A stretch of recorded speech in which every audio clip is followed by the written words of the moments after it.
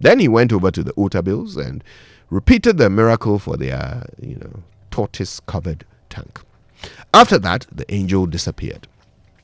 In the Kumsen household, there was joy and jubilation. Mr. Kumsen was beside himself with excitement and kept shouting, thank you, God, every 10 seconds.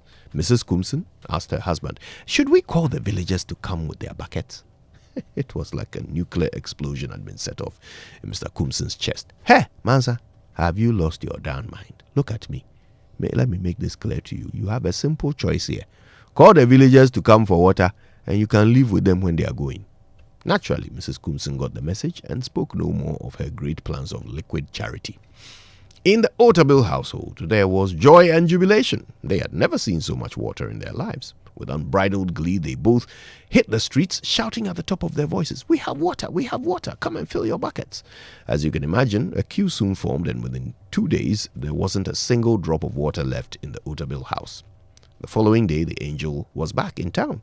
At the Otabil house, he noticed that all the water was gone. Well, it appears I didn't give you enough, did I? Again, he said a prayer, and not only was the Otabil's tank filled with water, but 2 more equal-sized tanks appeared out of nowhere, both filled to the brim with the wet stuff. Next, he went to the Kumsen household. Their water tank was still pretty full, as they had been the only people drawing from it. Well, I guess you still have more than enough. That's fine then, goodbye.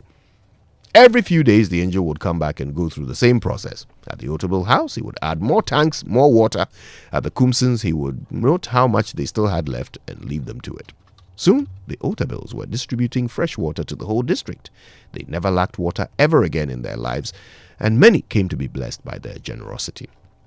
My dear friend, I'm sure you've heard enough times that it's better to give than to receive. The truth is that the principle is as reliable as a law of physics. Those who give never lack. Each one of us is blessed with some gift or the other. For some, it's money, others, knowledge. Some have love, some have the gift of laughter, others, the gift of song. Basically, all have something. So, some people, in spite of their considerable gift, never amount to anything in life until they start to share it. I want you to think about that. My name is Koje Yankson, and what's mine is yours. Help yourselves, because there's more coming. Good morning, Ghana Fool.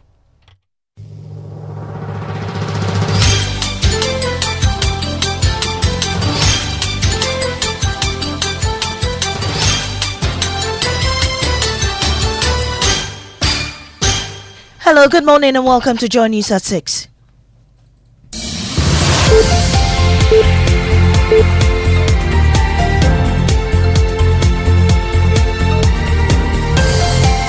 The news is live on Joy 99.7 FM, hits 103.9 FM in Accra, on Love 99.5 FM in Kumasi, and myjoyonline.com. We're also live in all 16 regions of Ghana on Next Spaces and on Facebook.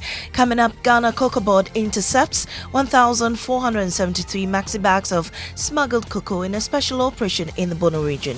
We had to lay surveillance on them for about 3 days until we finally intercepted first truck in Doma, and then we brought the truck to Sunyani, went back for the 2 trucks from Nkrankwanta. Also coming up, NDC rejects the minorities' conflict of interest claims against Attorney General nominee Dr. Dominic Ayine, saying he severed ties with those entities. We were lawyers somewhere 2018, thereabout, for this company called Cashos Mining, until they took the brief away from us around 2021, 2022, thereabout. Later, we'll tell you the enduring trauma faced by victims of fire outbreaks in the country. At the sight of the fire destroying my items, I had to be sprinkled with water before I could get back on my feet. In business, bulk oil importers assure that there is enough fuel stock to meet local demand, ruling out any product shortages in the coming weeks. These and more with me, Mami Sinyamisha Thompson. Please stay. And Ghana Cocoa Board's anti-smuggling task force has intercepted over 1,400 maxi bags of cocoa beans in the Bono region, suspected to be heading out of the country. Speaking in Sunyani after unpacking the uncertified cocoa, the regional administrator of the Ghana Cocoa Board, Michael Asumenu, explained how they apprehended the perpetrators. Based on information, we moved to the field. Then we had to lay surveillance on them for about 3 days until we finally intercepted first truck in Doma, and then we brought the truck to Sunyani, went back for the 2 trucks from Nkrankwanta. So we brought them to Sunyani, and it's just been the paperwork going to court to make sure that we're able to take possession of the cocoa beans. So currently we have about 1,473 maxi bags of cocoa, and if you want to repackage them into the normal 64 kilos, we should be having more than 2,000 bags. And we'll certainly be bringing you more of this in subsequent bulletins. Now, the NDC has dismissed the minority's conflict of interest allegations against Dr. Dominic Ayine, the Attorney General and Minister of Justice designate. During his vetting, the minority raised concerns over his past dealings with companies involved in legal disputes with the state, claiming it compromises his position. However, Ediji Tamaklo, the NDC's legal director, refuted these claims on Top Story, asserting that Dr. Ayine's law firm severed ties with the entities in question long ago. We have never represented GPGC as lawyers. We have never.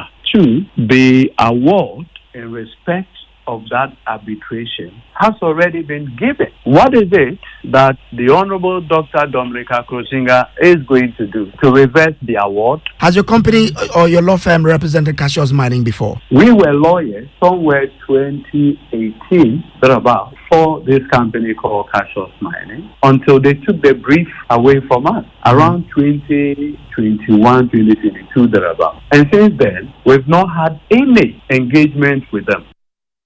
Well, away from that, former Auditor General Daniel Domlevo has challenged those questioning the legality of the Operation Recover All Perpetrated team to take the matter to court. Opposition NPP legislators have cautioned former government officials against acknowledging or responding to invitations from the team. Mr. Domlevo spoke to Raymond Akwa on our front. We are working and we are being told that we are operating illegally. Yes. The courts are not closed. They are still there. So they should go to court so that the court tells us that, no, guys, you cannot even collect information when people bring it to you. You shut down and go. So that's what it takes for you to actually shut down. Yes. We need a law. Until something is prohibited by law, it's lawful. Until there's a prohibition, either by a legislation or by a case in court with the judicial precedents. Well, Minority in Parliament has described the Finance Minister-designate Dr. Kisiel Atofosun's performance at his vetting as unsatisfactory. Tana North MP Dr. Gideon Boako expressed the minority sentiments in a press conference. The Honorable Dr. Kisiel Atofosun, who appeared as the Finance Minister-designate, was evasive, inconsistent, and lacked clarity of thought. Having served as a Deputy Minister of Finance and a ranking member of the Finance Committee, one would have expected his answers to be forthright and to exude concrete solutions.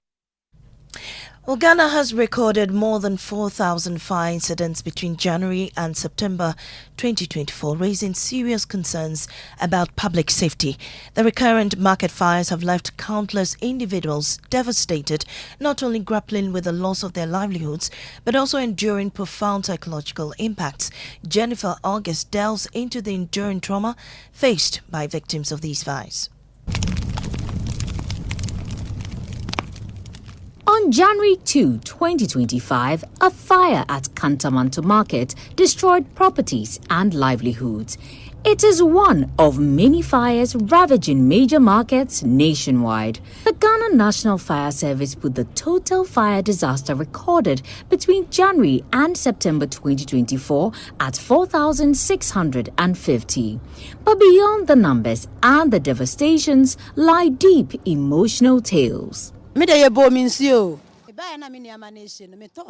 sight of the fire destroying my items, I had to be sprinkled with water before I could get back on my feet. I am a single parent who goes to work every day before my children can eat. It hasn't been easy for me. I get scared whenever I remember the situation. What has happened to us is difficult. I am suffering. I just walk about whenever I get here. Every dawn, I get worried because I have nowhere to go. Jennifer August's report read to you. Now, a strange fish disease has allegedly emerged in Kambuli, a Muslim community in the Lambela district of the Western region, raising public health concerns. Fishermen allege the mysterious disease makes the catch unconsumable. There's more in the following report. Unlike sea fishing, where nets are cast into the ocean, these river fishermen employ a unique method.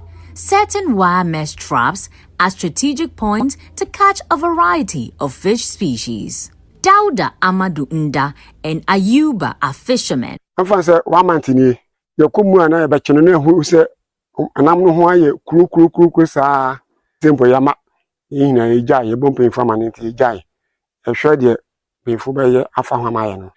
Concerned about the potential health implications of these findings, we consulted with Dr. Augustine Amwakon, the Elembela District Health Director, to gain a deeper understanding of the situation and its possible consequences for the community. Yes, there's likely to be health implication. We cannot be emphatic now because we don't know the exact cause. So when the team come and they take sample of the fish, sample of the water, and we test, then we'll know what is actually causing it, be it a chemical or whatever is causing it. The Institute for Democratic Governance Ghana has intensified calls for the election of MMDCEs following a post-election survey. 75% of respondents were dissatisfied with their local representatives addressing key developmental challenges in their respective areas. We can hear from Dr. Emmanuel Akwete at the New Year School held at the University of Ghana. Now there have been talk about the election of MMDCEs, but at the same time, there are also those saying that, look, our parties, if you look at the voting patterns and percentages, we mobilize very highly with parties, not with independent candidates or without parties in MMDAs, okay? So why don't we now look at a situation where we should elect both parties and independent candidates at both levels? And just before we head out, the presidential candidate of the Convention People's Party, Nana Akosua-Frimpomaa Komankoma, claims former First Lady Nana Konadu Rawlings isn't the brain behind the 31st December Women's Movement. She told this to MFA Akosua Adati in a yet-to-be-end episode of Personality Profile. So I made them leave what she do, yeah, she do, yawa, and I've forgotten this other person. So the three, and Cynthia Newman, may she rest in peace. So we met, and the story is 31st December Women's Movement. So we formed 31st December Women's Movement. My money, because I've told you I was a businesswoman and I was successful. My money made the first t-shirts for 31st December Women's Movement. I was the organizer for the 31st, the organizer for 31st December Women's Movement. We came up with a name. Today, Nana Rawlings Konadu will tell you she has no clue.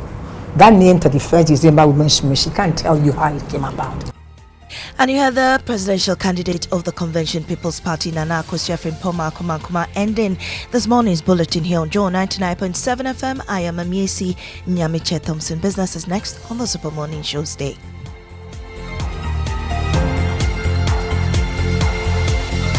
Oh, jump on now. Go.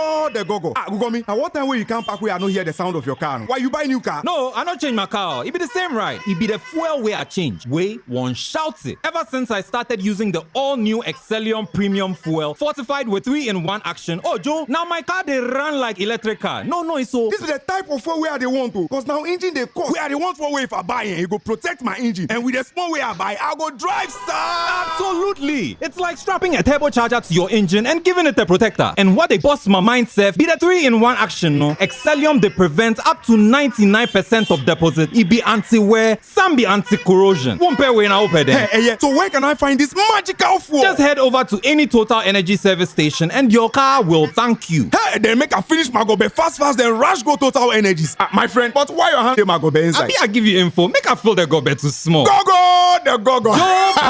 Excellium is designed to protect your car engine, decrease fuel consumption, and lower CO2 emissions. Don't say fuel, say Excellium. Choose Excellium, choose quality. Are you a female entrepreneur, young business owner, agribusiness, fintech, or agri-tech venture? This one's for you. We see your need for funding for your business, and we believe that your story matters. So in partnership with the MasterCard Foundation, ABSA is offering you collateral-free loans of up to 1 million Ghana cedis at 10% interest rate per annum. We've already pumped over 1.3 billion cedis into over 6,000 businesses. Yours is next. Visit our SME project office, your nearest ABSA branch, or head to absa.com.gh. Your story matters. ABSA. How secured are you? Let me ask you again. How secured are you? Say yes loud with confidence when you are protected by Millennium Insurance, because it gives you great reliability and comfort. Sign on any of our products today, be it motor, fire, burglary, accidents, travels, bonds, liabilities, engineering, marine and aviation insurance. Visit our offices in Accra, Northridge, Tema, Kumasi, Koforidua, Takrady, or any of our 30 agents nationwide. Call 0302-766-631 or 0504-394-997. Millennium Insurance, your trustworthy partner. Businesses know how important it is to create a productive and supportive working environment by investing in employees' health. With a leading international track record, Apex Health Insurance is licensed to provide medical insurance services to corporate organizations and SMEs. We also have international LH Blue cover and TPAs to cushion you. Multinational companies, factories, and government agencies, focus on your business while Apex Insurance takes care of your health. Visit Apex Health Insurance office at Zion House, Boundary Road, Shiashi, Kumasi, opposite Prempeh College, Sofo Line, and Takrady Market Circle. For further inquiries, call 0501-562-962 or 0501-552-495. Apex Health, your preferred health insurer. Let me share my experience with you at the new Aqua Safari Resorts. When you arrive, you're greeted by warm smiles and introduced to your 24-hour butler who already has your itinerary sorted. Enjoy water sports activities like jet ski rides, kayaking, water sliding, flyboarding, and castnet fishing. You can even have your lunch here on the boat cruise. Let the tour guides take you through the sceneries of the mangrove forest, the friendliness of the animals, while you pet and feed them. We chose to have our breakfast with a beautiful sunrise right in front of our cabin. Visit Aqua Safari Eco Resort in Ghana, bringing you closer to nature. Reliable, check. Comfort, check. Strong, check. Tough, check. Tried and tested, check. Affordable, check. Comes in so many colors and sizes, check. Suitable for domestic and industrial use, check. Choose quality, choose Syntex Tank. Available nationwide and comes with 7-year warranty. And remember, Syntex Tank is a caring brand too. Syntex Tank, a strong, a tough.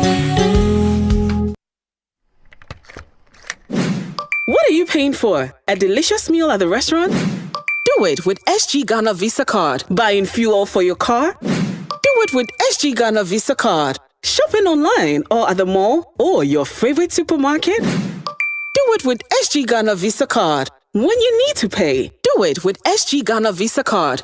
With a large network of merchants and payment points, the SG Ghana Visa Card is your secure and convenient way to get things done in Ghana. You can also use the SG Ghana Visa Card for secure online purchases. Make your life easy and use your SG Ghana Visa Card today. To find out more, call 0302-214-314. That's 0302-214-314. Société Générale Ghana. The future is you. Winnie the Pooh. Morning, the morning man himself. How you doing, man? Oh, grace, God is giving us. Yeah. How about you? I'm all right. I'm okay. Today, the president is continuing with his appointments and all of that, you know, and we're paying attention. We still don't know who he wants for agriculture. We don't know who he wants for. I mean, where would Galamsey even fall? You see, now that they've reoriented the ministries, will Galamsey be environment? Will it be lands? Like, surprisingly, Galamsey cuts across all. It falls around security, it falls around health, it falls around agriculture, it falls around everything basically. Because if you look at the housing in those communities. You look at the livelihood. We talk about even the water situation. So, Galamsey, when we say it's a national security threat, that is the language that we mean, that it basically truncates, affects every facet of any individual within that community, within that enclave. Yeah. Therefore, decisive actions need to be done. Who should he put in charge of it? For who, it basically can be anyone, but we are expecting someone who can just make the decision to act. Basically, not looking to please people, but making sure that Ghanaians get what they deserve. Because we all know what the right thing to do. However, someone to lead the charge is what we. Is what we need, right? Yeah. Do you know who? I mean, me in media, I'll stick my neck out. I mean, if the president is taking suggestions. Yes. Well, I'll make a suggestion. You remember Tony Obin? Yeah. Who used to run the Minerals Commission, right? Yeah. You remember there was a period during which John Peter Amewu was lands minister, and he actually worked with Tony Obin at the Minerals Commission for some time. Okay. And that was the only time that we saw real action in the fight against Galamsey. Since that time, nothing. For me, I think those are some solid credentials. And if the president really wants someone who has a track record, who has done it before, done it well, he should be considering him. I'm sure he has other options too, but since we are all helping out, that's my suggestion. Absolutely.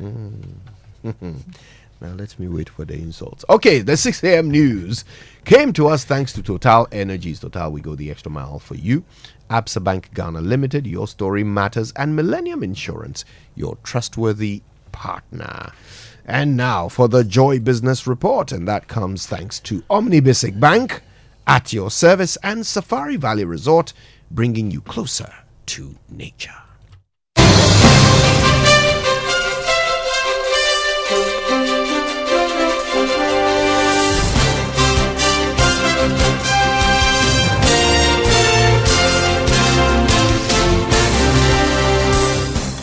Good morning and welcome to the Joy Business Report. Coming up, bulk oil importers are sure of enough fuel stock to meet local demand as they roll out product shortage in the coming weeks.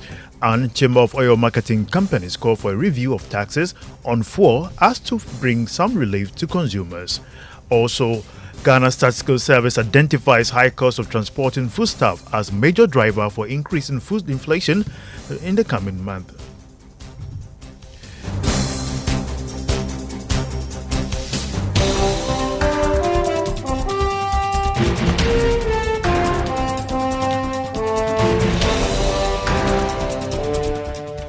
My name is Winston Tack, and let's now settle for the details. Bulk importers of petroleum products are ruling out shortage on the market in the coming weeks. It follows reports that the country could soon be hit with a full national shortage due to current supply challenges and logistics issues. But Chief Executive of the Chamber of Bulk Oil Distributors, Dr. Kweko Forex, is insisting there is more supplies coming in to support local reserves. Petrol specifically, we have about 2.5 weeks. And as of this morning, about 37,000 metric tons has already started discharging. From now till the end of the month, we're expecting a discharge of over 170 metric tons to be discharged. Special provisions has also been made with the regulator to use the jetty for those who are coming with smaller vessels so that there isn't any particular problem that anyone should be worried about. Diesel, we have more than 3 weeks stocks, and we still know there are vessels at anchorage waiting to be discharged. Speculations are somehow unfortunate, so I think it's a bit unfounded for people to attribute the logistic constraints and then inadequate planning that has resulted in this to be as a result of suspension of gold for oil. And in fact, there is enough to even supply our brothers from the neighboring countries that rely on us for their fuel imports. That was the Chief Executive of the Chamber of Bulk Oil Distributors, Dr. Kweku Ofori. Now, moving on, the Chamber of Oil Marketing Companies is calling for the removal of some taxes on petroleum products to reduce prices at the pumps. The call comes after reports projected an increase in fuel prices by Friday. In an interview with Joy Business, Chief Executive of the Chamber, Dr. Riversenopon, blamed the numerous taxes for the increase. He explained that the removal of taxes will be helpful in ensuring competitive pricing at the pumps. I believe as a government, something can be done to, in one way or the other, stabilize the pricing regime. Okay. One thing you need to understand is that today the pricing of petroleum products are deregulated, fully deregulated. So you don't expect an OMC to buy oil products from a BDC at a higher price and sell at a lower price, thinking that the government is going to intervene. Everything is a pass-through cost, like I mentioned in the beginning. Today there is what we call the energy debt recovery levy. There is energy fund levy. There is recovery levy. There are so many levies surrounding the energy sector, which the downstream has no role in it. You understand? Why are we putting all those levies in the petroleum prices? I am urging the new government to look at the pricing policy and, if possible, take some of the levies from it, so that the population will enjoy from an affordable fuel going forward. Dr. Riversenopon is the Chief Executive of the Chamber of Oil Marketing Companies. Meanwhile, the price of crude oil is going up on the international market, selling at $82 this morning. Gold lost more than $7 and is trading at $2,694 an ounce. Cocoa, on the other hand, is trading at $10,821 a ton after losing $130. In other development, Energy Minister Designate John Jinapor has identified fuel supply and financial stability as the most pressing challenges confronting Ghana's energy sector. According to him, resolving the fuel supply issue, along with maintaining adequate liquid supply for shortages, would significantly stabilize power generation and reduce vulnerabilities in the energy sector. Energy strategist Dr. Yusuf Suleimana is of the view that prudent measures are needed to strengthen the energy sector to help resolve the power issues in the country. It's a symptomatic of a weak petroleum sector, undoubtedly. And if you notice our generation mix is largely thermal. This thermal is powered by gas, all right? And gas is coming from petroleum sector. So that tells us that there's a lot we need to do with our petroleum sector. And I've always maintained that we haven't been able to link up the two in a way that we can use the petroleum to be able to serve the gas. We've only been mentioning that power to gas. But in terms of concrete measures or cogent measures on the ground, we haven't done that. That's number one. Number two, this emergency liquid fuel that we are importing with a huge amount of money. If a refinery was running pious, most of this one, apart from the light crude oil, all other components can be gotten from a refinery stream. And if you burn light crude oil, you burn everything. But if you manage to send it to a refinery, one byproduct from the refinery could serve as a power generation. Dr. Yusuf Suleimana is an energy strategist. In other development, bus and trotro fares dominated the factors that pushed inflation above 20% in 2024. This, according to the Ghana Statistical Service, contributed to food inflation going up due to the high cost of transporting foodstuff from the farm gate to consumers.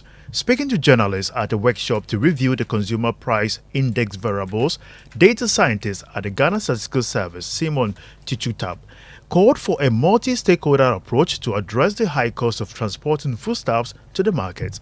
Now, if you look at the items, bus and trotro fares ranked in the top 15 for about 70 times of the 72 data points we have. So you pick the ranking 15 items every year, and you realize that bus and trotro fares is ranking about 70 times. And then you have a lot of the food items like unprocessed food like yam, fresh tomatoes also featuring in there. So it may be a multi-approach in addressing some of these issues. And in my view, I sincerely believe that if we really want to tackle inflation, and given the fact that we are having 13 food items featuring, we need to look at our food basket as a country.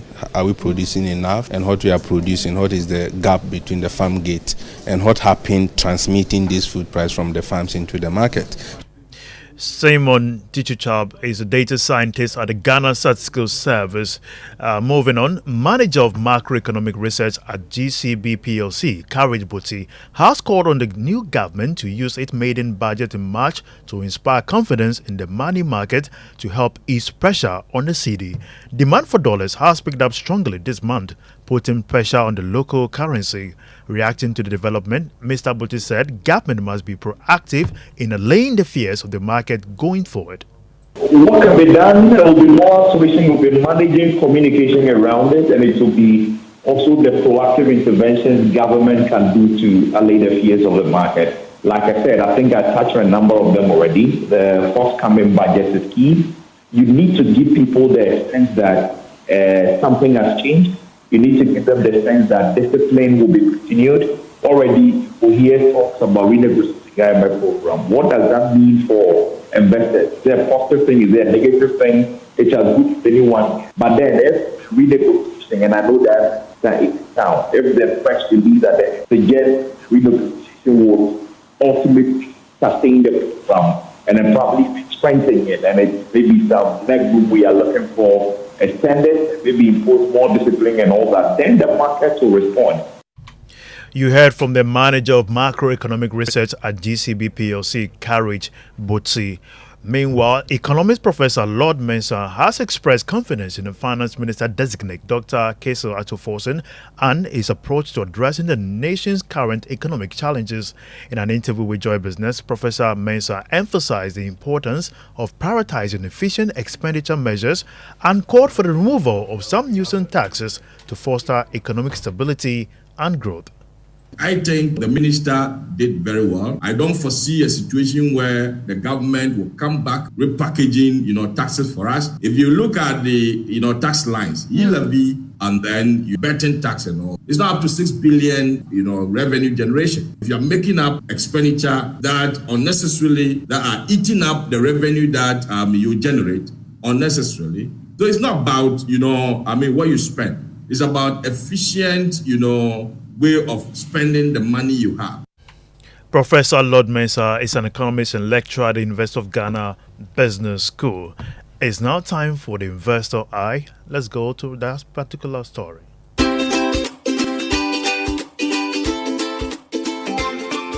So we're just trying to use all means to clamp down on such people. We have come up with an initiative to create what we call the Securities Fraud, committee that will bring, all the players in the law enforcement and the regulators in the digital space, so that we can rely on each other to clamp down on the activities of these, fraudsters who are just scamming people all over the place.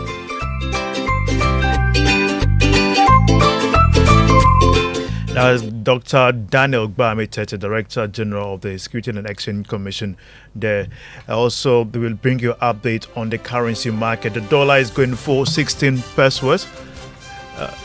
That is the rate of Forex. That is $1 in $16. That is the rate some of the Forex bureaus are offering to their client this morning. The British pound is going for 19 cedis, 50 pesos. The euro is going for 16 cedis, 50 pesos. The commercial banks, on the other hand, are this morning selling a dollar at 14 cedis, 85 pesos. So that is all for the Joy Business Report. My name is Winston Taki. The morning man takes his seat. Yeah. Thanks for that, Winston. And I think they've picked something nice for our inspirational song. It's by Sandra Boachidua. Featuring Prophet Edem, what's the full name? Prophet Edem Julius. Oh, okay. Yes, Edem Julius Kujo. Yeah, the song is called Light Has Come.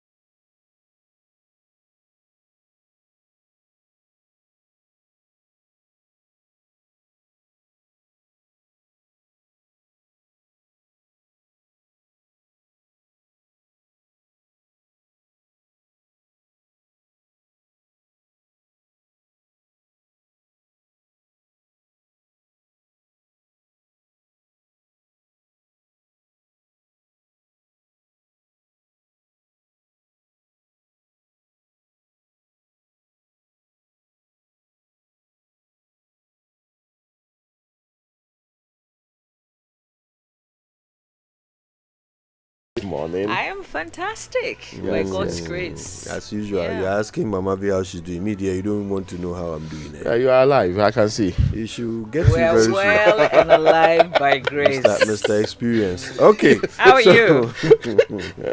You see what he's saying? If I'm you don't watching you retract both and very apologize. What did I do? I said, how are you? Yes. Yeah, because I have received messages. Answer with experience. Can you believe that? Get your lawyers to contact me. Oh, That's the okay. language I understand. Now you're behaving like dumb level. So yeah.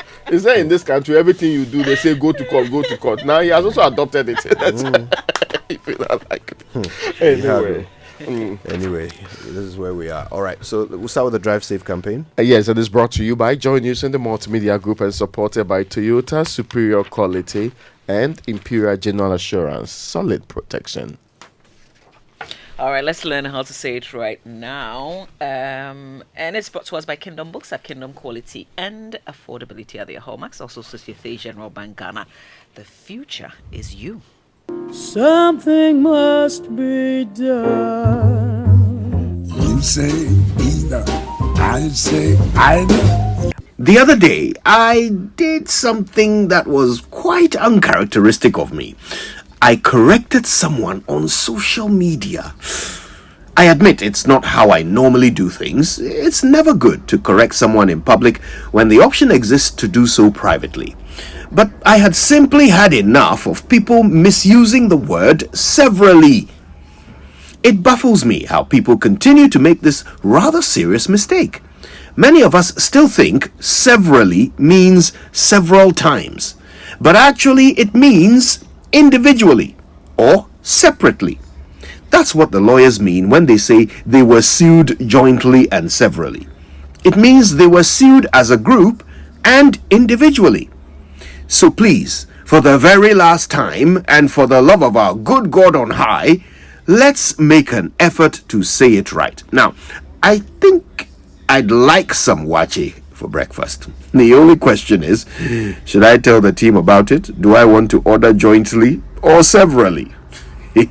Perhaps I should direct that question to the lawyers.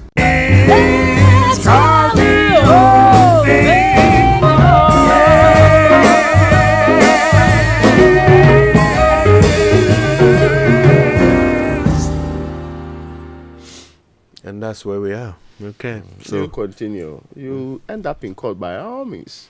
Well, they have to decide whether they want to sue us jointly So or severally. sue you. Sue us jointly or severally. Yes. Anyway, is it Ghanaian lawyers' problems? Anyway, before either they are saying severally or they are saying duplicitous in some way, be that that is boss. not even. Yes, not unrelated to Oh my word! I think I'll do that one tomorrow. Oh, okay. Well, if you insist. Hold on. The lawyers now, more assembeba. So there's clarity in this country now. Implicitous saying. Anyway. Yes. Kojo, before you move on, people say they did not hear the drive safety tip. Mama is also claiming she heard something different. But this morning, the admonition is that it is important every year, especially when you're aging, to get your eyesight checked. Your visual acuity is important. You see drivers straining and struggling to be, especially in the night. Some people too have declared that on their own, they cannot drive in the night at all. It means you have a problem which ought to be checked. And if you don't do that, you basically are flying blind. It's very dangerous for you to do so. And you can see some of the accidents. You really would know that there's a problem with the person and how he's supposed to, because he doesn't see anything else. His vision is quite distorted. And you need to have that long vision and an immediate one. So I can plan ahead of time. Exactly. See obstacles properly. But sometimes, legitimately, they may not know they have problems. So even if they don't require you to do so, sometimes when you want to renew your license, they insist that you should do that. Yeah. But you can on your own.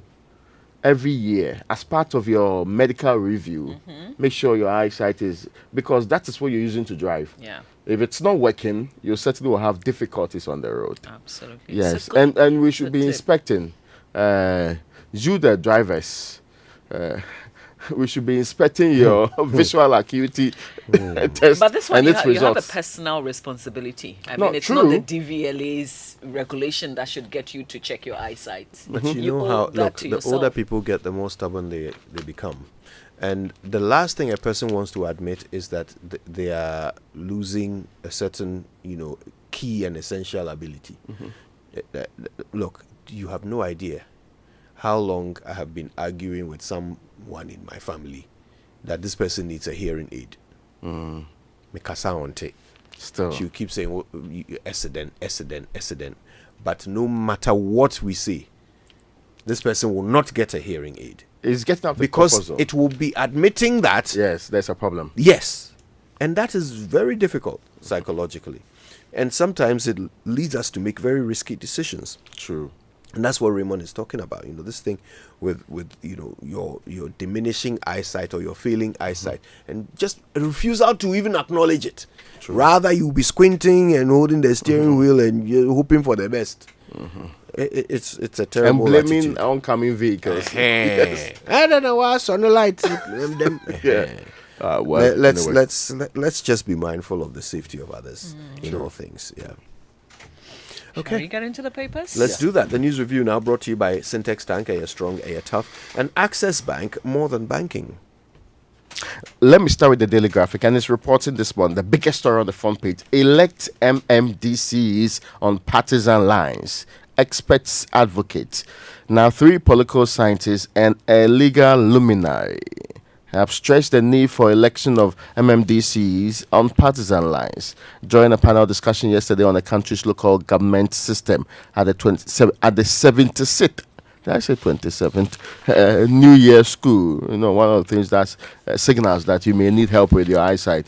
They are doing so. They say doing so would enhance democratic governance in the country and improve accountability at the local level. The panelists are an independent scholar and professor of political science, Professor Joseph Achuaye, a former dean of the University of Ghana School of Law, Professor Kofi Kwashiga, a senior lecturer and a former head of department of the Political Science Department, Dr. Mame Jechi Jando. At some point in time, she was the only woman lecturer at the Political Science Department. And the executive director of the Institute for Democratic Governance, Dr. Emmanuel Akwete. So they say that we should do the election, but do it on partisan lines. I'm not so sure why we are basically relitigating this matter, but I thought the people's views were clear on this. That yes, they support the election.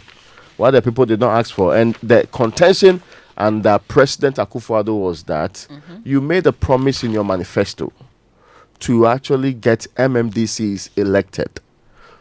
People bought into the manifesto promise and voted for you into power. Now, when you came in, you were insisting that they should be elected on partisan lines. People say they did not want that. Then the president says the two are inextricably intertwined. So if you don't want the election on partisan lines, we will not do it at all. Yeah. Which is almost like saying, whatever you want, I will get my way with it. So, well, I don't know what is heavily informing. They've been giving different reasons for it. But the argument has also been made on the other side. There's been so much canvassed. And I think now we should not be going back into partisan or non-partisan lines. The most important part, and we have always had this conversation, is that to make them more accountable to the people they are serving and not to the central government president, so that whatever behavior they put up, they don't care.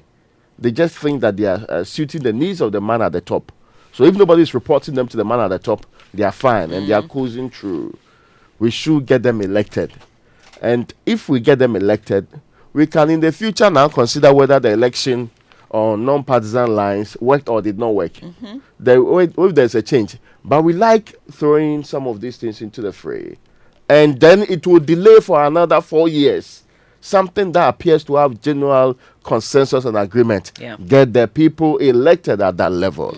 Anyway. We need MPs to join in this advocacy. It's in their own interest so that the people will not be holding them responsible more than their infrastructure DCs. development, Yeah, exactly. Anyway, but there's another story. Avoiding fuel shortage, WAPCO delays pipeline cleaning. So instead of the January 20 commencement, they are pushed it to February 03. So from February 03 to March 02, that's when they are going to do it now. They say this is second phase. The last one was done last year. They hopefully will be able to do it. And the issues that were raised prior to the commencement or the conversation about a possible pushback was whether or not it will not be dangerous to the infrastructure we are looking at.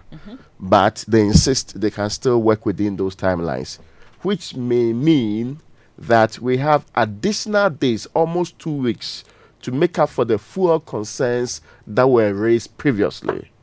Hopefully nobody sits and sleep and wait till last minute, then we can't conjure another excuse and have conversations over these. Yeah. Yes, because it is, we put people in charge to act.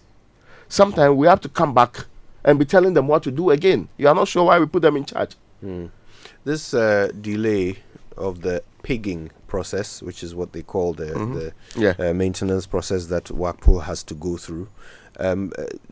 It was actually it was suggested here on the morning show when we interviewed John Jinapo. I think it was Winston who asked him whether that was not an option, and he said, well, that would actually be the best case scenario, to have WAPCO delay or postpone their pigging maintenance exercise so that government has a bit more space and time to figure out the money problem. Will 2 weeks be enough? Is the other question being asked. We'll find out what exactly will they do in those 2 weeks to ensure that when WAPCO comes back online, we will not once again go and accrue debt with them that will cause them to shut off their pipelines, willy-nilly. Well, yeah, that's also one of the biggest stories on the front page of the daily graphic. There is another one about converting petroleum margins into taxes. This is the Africa Center for Energy Policy, except advising the government of the Republic of Ghana. Ghanaians do not really like to hear taxes, but the margins exist. Sometimes they say we should not put them together. So when we list like 14 or so of those, they say no, separate them. But they are. So say taxes and margins. Yes, but really, they are still being charged on the petroleum products that we are having now. Sometimes you don't get a sense in having some of those ones. I recall when ESLA was introduced, some of the ESLA levies had sunset clauses, which gave them a period for operation. When the opponents of ESLA took over and were hopeful that they were going to remove those taxes with dispatch, they tinkered with other taxes and later on came to extend the ones with sunset, almost making them permanent anyway. So today, there's a new government. Nobody has hinted that we are going back to the old structure where some of these levies were there. In fact, what the new government did, sometimes trained to say the former President Akufo-Addo's government. It doesn't sound very interesting. So what Akufo-Addo's government did is also to collateralize and use it for some amount of money with the hope that we can use that to clear the debt quickly. But now Jinapo has been saying that we still have some $3 billion that is sitting on our books that we have not cleared yet. I don't know, my adult life, entire adult life, every time we are clearing debt in the energy sector. I mean, I'm not so sure, but I'm supposed to pay your bills. We have moved from a heavily subsidized, fuel system to now putting a lot of taxes on it. And yet, we are still having conversations about clearing it. When we were having conversations with the IMF on the IMF deal, one of the main areas they highlighted was in the energy sector. So you are not sure if it is the managers or the people who are helping the managers, or we, the people of this republic, who are refusing to pay the taxes. But we pay the taxes and you pay our bills. So how come every time we are accruing? I heard the ECG boss say somewhere that we buy the power in dollars and sell it in cedis. So FX is always a problem.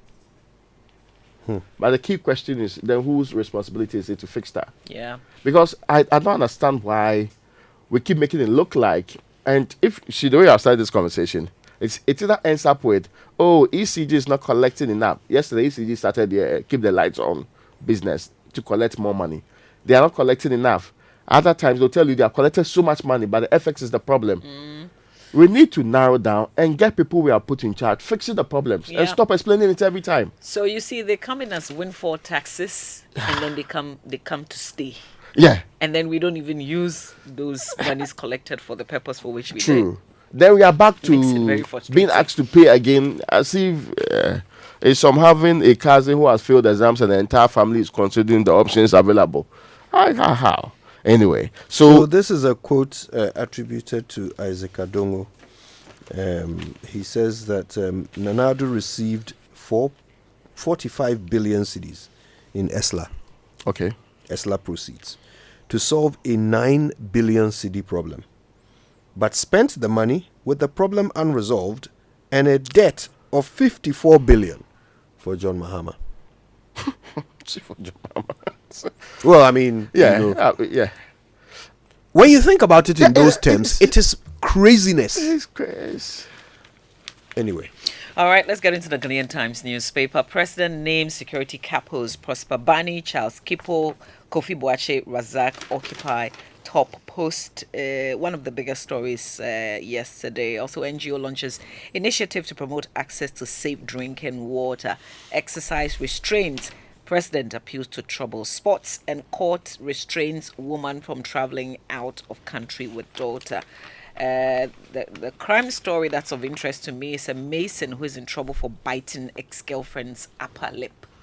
So they had been in the relationship for about 2 years. The relationship ended. It looks like the guy wanted a comeback, and the girl said, "No, we're done." And he's taking it by force. Allegedly got him to bite her upper lip. Hey, I mean, was it mistaken? When he heard the words "chumoff," he thought that's what they were talking about. Honestly, it was. This was according to the narration. The lady was asking him to get out of her room. So I guess it was in that sort of tussle that. But is he being prosecuted though? It's important. Yes. Yes, so that we don't wish it away nicely. It's being investigated. I mean, the police is handling this matter. Okay. So they want to be sure whether it's the right lip he actually did a biting or something. I think he's been charged with causing harm. But no, this one that could you answer? You are investigating this matter. But every matter must be investigated, even if the investigation will be a very perfunctory and quick process. It still has to be done. Except that when we tag things as being investigated, we end up pushing it to the back burner for the rest of life. They've made the first court appearance, by the way. He's been charged and he's pleaded not guilty. Brilliant. So, So he has been remanded or something. He's been remanded. Yes, so the investigations will continue. It's one of the instances I support the remand. No, because I mean, this kind of violence is not tolerated. He's not what? What if he's not guilty? So what did he do? He mistakenly slipped and fell into. You and I were not there. Biting somebody's. You and I were not there. Maybe it didn't happen at all. But that the woman decided to bite her own upper lip. He pleads guilty or a court pronounced him guilty. Nobody has said he's guilty. I'm saying that they should continue. I'm happy that he's been remanded. Why can't we express happiness about somebody's remand, about the justice system effectively working? Anyway, well, if you are done, yes, you can go on the lip biting note. Now, the new finder is reporting this morning: revoke licenses for mining in forest reserve. I can't understand. We went the last week, right? The first week of January, and that was the time that the 8th Parliament was supposed to be wrapping up their business. Kojo, every day I asked them to add to their business, revoking that LI 2462. I kept on saying it. They pretended they've not heard anything, but that's something that the organized labor said they had been convinced that was going to happen pronto.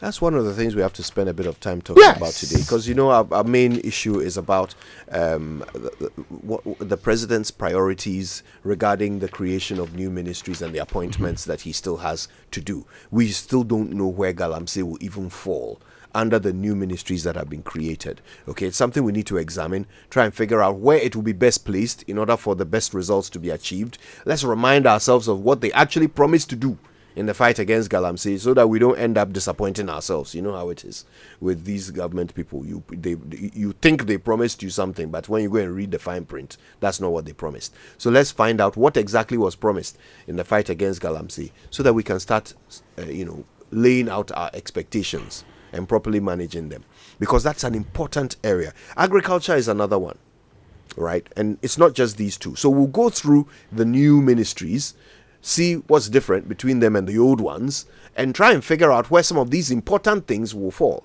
so that they don't fall through the cracks. Right. Okay.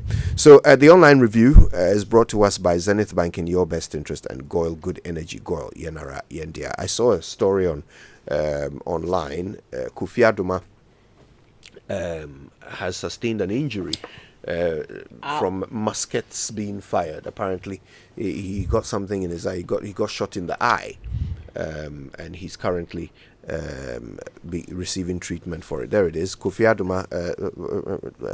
Adoma shot in the eye during firing of musketry and undergoing urgent treatment. Our thoughts and prayers go out to him. There's we should open the Ohimin Terrier story. This is unfortunate. This is our own Ohimin Terrier, who's also battling with some injuries because of work that he was doing on the ground with the police. Yep, they were clamping down on the activities of illegal miners who had pitched camp in the Ofin Shelter Belt Forest Reserve, which is at Anwia Futu near Nyinehin. And he sustained this injury, when he was injured by a mob of illegal miners, which is strange. He was with the police, right? So how did that happen? Were the police also injured by this mob of illegal miners? Or did they, what happened? What are the details? We need to go to Kumasi, possibly after the BBC, so and that we find can out get more about that. Of the story. Very disturbing, but you can see in that the picture that is on my jaw online, he sustained some serious injuries. There's a head injury as well. Yeah, and there are images of his blood-soaked clothing, including his Joy News vest, which you can see is covered with blood stains. That is really, really not the kind Cameras were seized. No, very terrible incident. Working tools were seized by these illegal miners. We're going to bring what happened to Erastus, right? Yeah. We're going to bring you an update on this. Ohiming, stay strong. And my goodness, not again. 2025 too. Okay.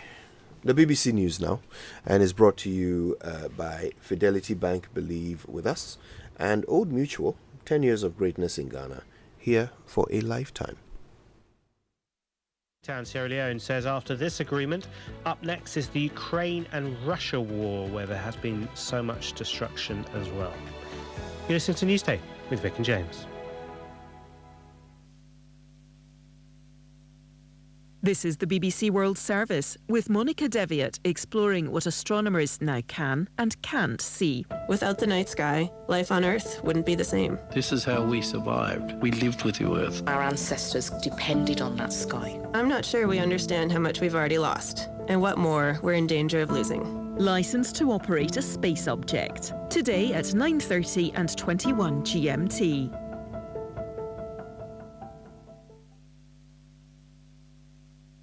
At 8:30 GMT, Business Daily. Today we're looking at what a second Donald Trump presidency could mean for Africa. We hear from economists and business owners on the continent about what the future holds for US-Africa trade relations and explore the significance of remittances sent by Africans working in the United States. This is the BBC World Service, the world's radio station.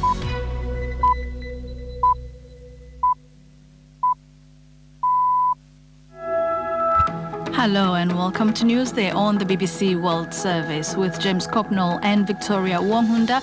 Great to have you with us. Our top story today, the peace deal between Israel and Hamas, which should put an end to 15 months of a devastating conflict. Our international editor, Jeremy Bowen, will explain what's in the deal and what it means for the region. We'll also be exploring the agreement from different perspectives throughout the program. It will, though, take years to rebuild Gaza. We'll hear from the head of the UN Development Programme. We estimate that Gaza has lost decades of development. But we're dealing with a situation, just to give you a sense of the magnitude, 40 million tons of rubble alone that have to be removed.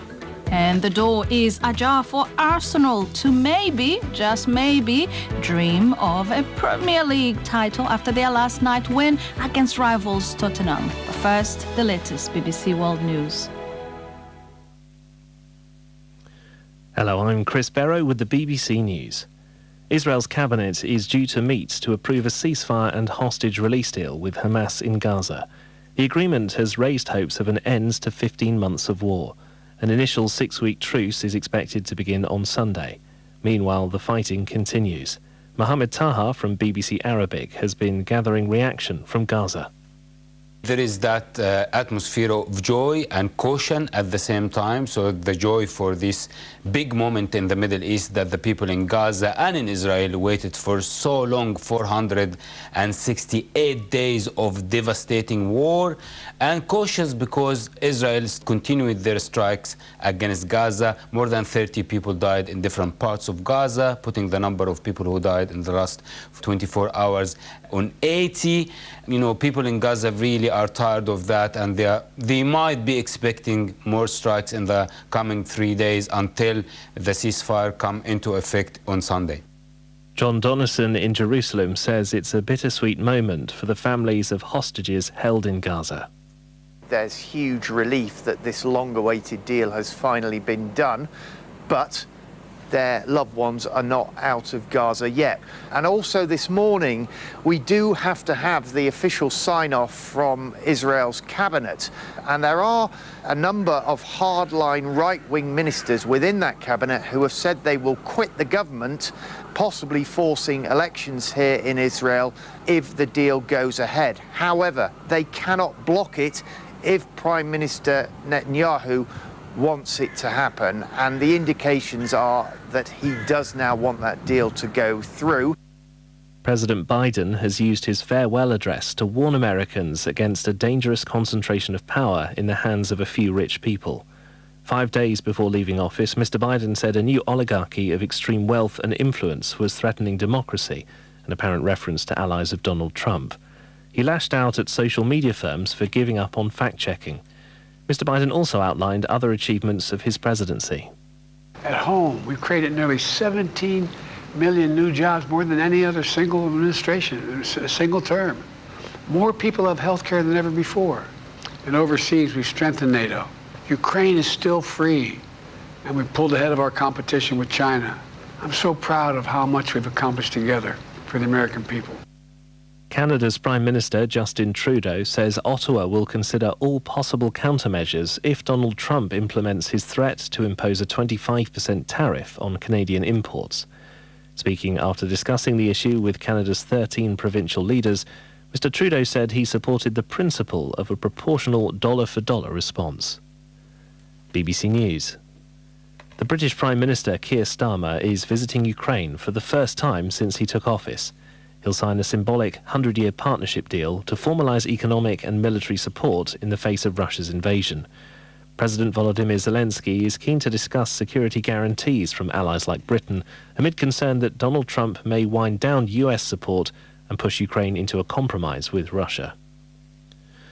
South Korea's suspended President Yoon Suk-yeol has refused to take part in a second day of questioning in a criminal probe into his short-lived attempt to impose martial law.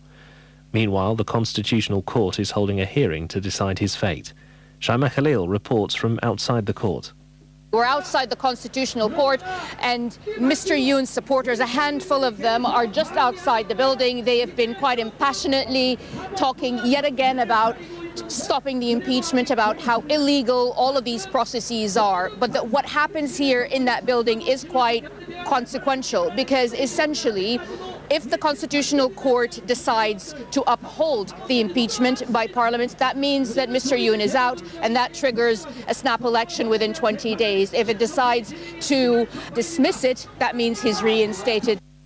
Winds have eased across Southern California, giving exhausted fire crews some respite as they continue their efforts to contain devastating firestorms in Los Angeles. Forecasters say breezes from the ocean will also bring moisture in the coming days, improving conditions. The two worst conflagrations, the Eaton and Palisades fires, are still burning. India's space agency says it successfully docked 2 satellites, becoming the 4th nation to achieve the feat. The SpaceX satellites were launched last month, but 2 previous attempts to dock were called off because of technical hitches. The successful docking is a prelude to India's plans for a mission to bring lunar samples back to Earth. That's the latest world news from the BBC. For decades, we have helped businesses connect with their trade partners all over the globe. From Ghana to Burkina Faso, Côte d'Ivoire, Benin, Togo, Senegal, China, Morocco, France, Netherlands, and many other countries. We have made it possible to bring Ghana to the world. We have brought small and medium businesses closer to their customers across the regions in Ghana with our SME support facilities. We have brought relief and smiles to the faces of families with our employee personal loans. With our cutting-edge technology and digital support, we take the burden of complex thinking off you, making life simple. That is who we are, as close as a partner. Bank of Africa. We are indeed the African bank with the global reach. For over 60 years, Good Energy has served you top quality fuels. Goil brings you Super XP for a smooth ride. It is available in Goil stations nationwide. Goil Super XP is fortified with special additives which help your engine perform better and use less fuel. Goil Super XP is quality fuel, the ideal choice for most vehicles. Energize your ride with Goil Super XP. Who feel ya? Huh? Who be feel? Good energy. Joy dia.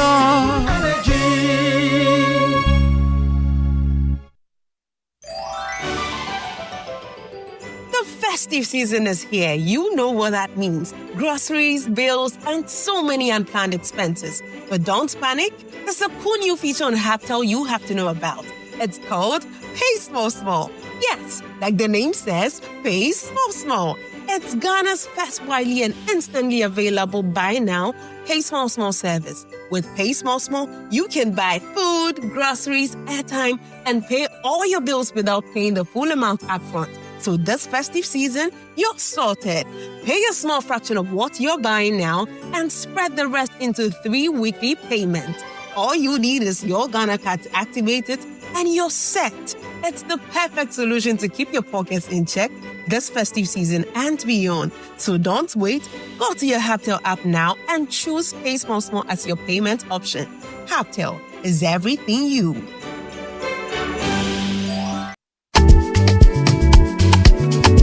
Yafinia gave us the vibe. Now, Inshona Chile makes you thrive. Yes, so it's time to enjoy, Charlie. Buy or renew your motor insurance and boom!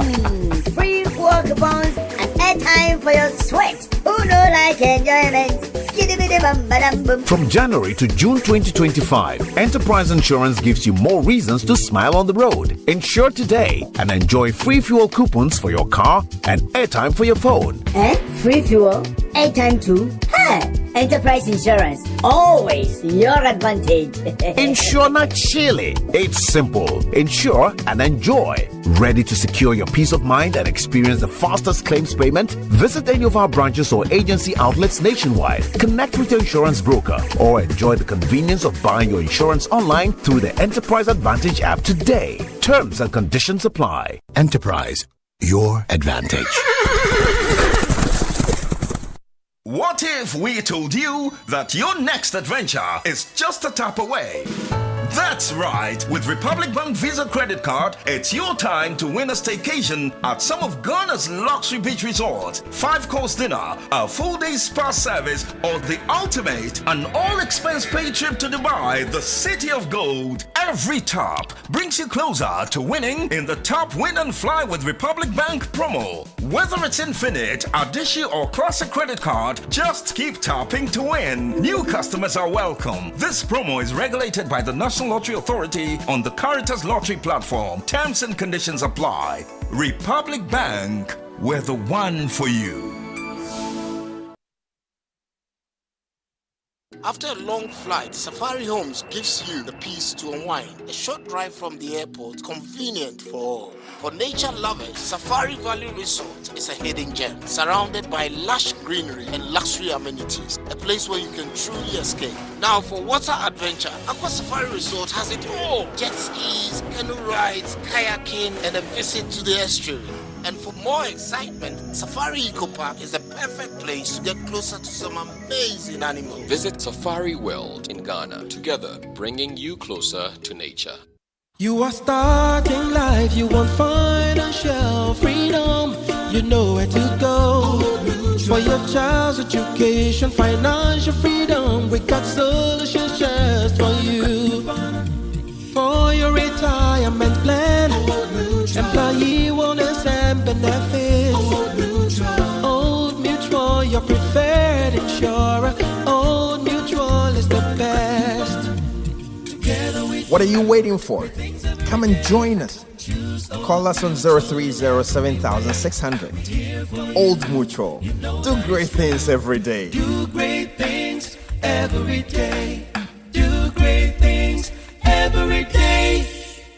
Central University, Ghana's premier private university, invites applications for admissions for the 2024-2025 academic year. Apply now to enjoy our flexible payment terms. We also have exclusive discounts for all alumni, ICGC members, ICGC pastors, and their children. Call us on 0307-020-540 or visit www.central.edu.gh for further details. Central University, raising transformational leaders through faith, integrity, and excellence.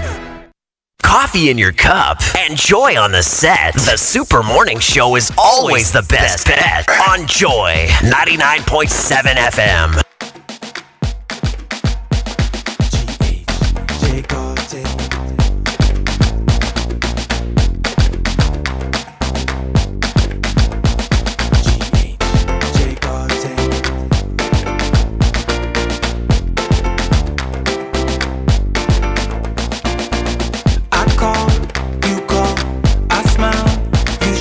I see you, you see me. We take our love into the night. I really wanna know all about you. Really wanna know how you feel. I really wanna live this together, 'cause I know this is real. You're everything I wanted and everything I need. Nothing like I'm with you when you are here with me. Never thought I'd have you, your love until the end. I'm gonna tell the world you're my lover and my friend.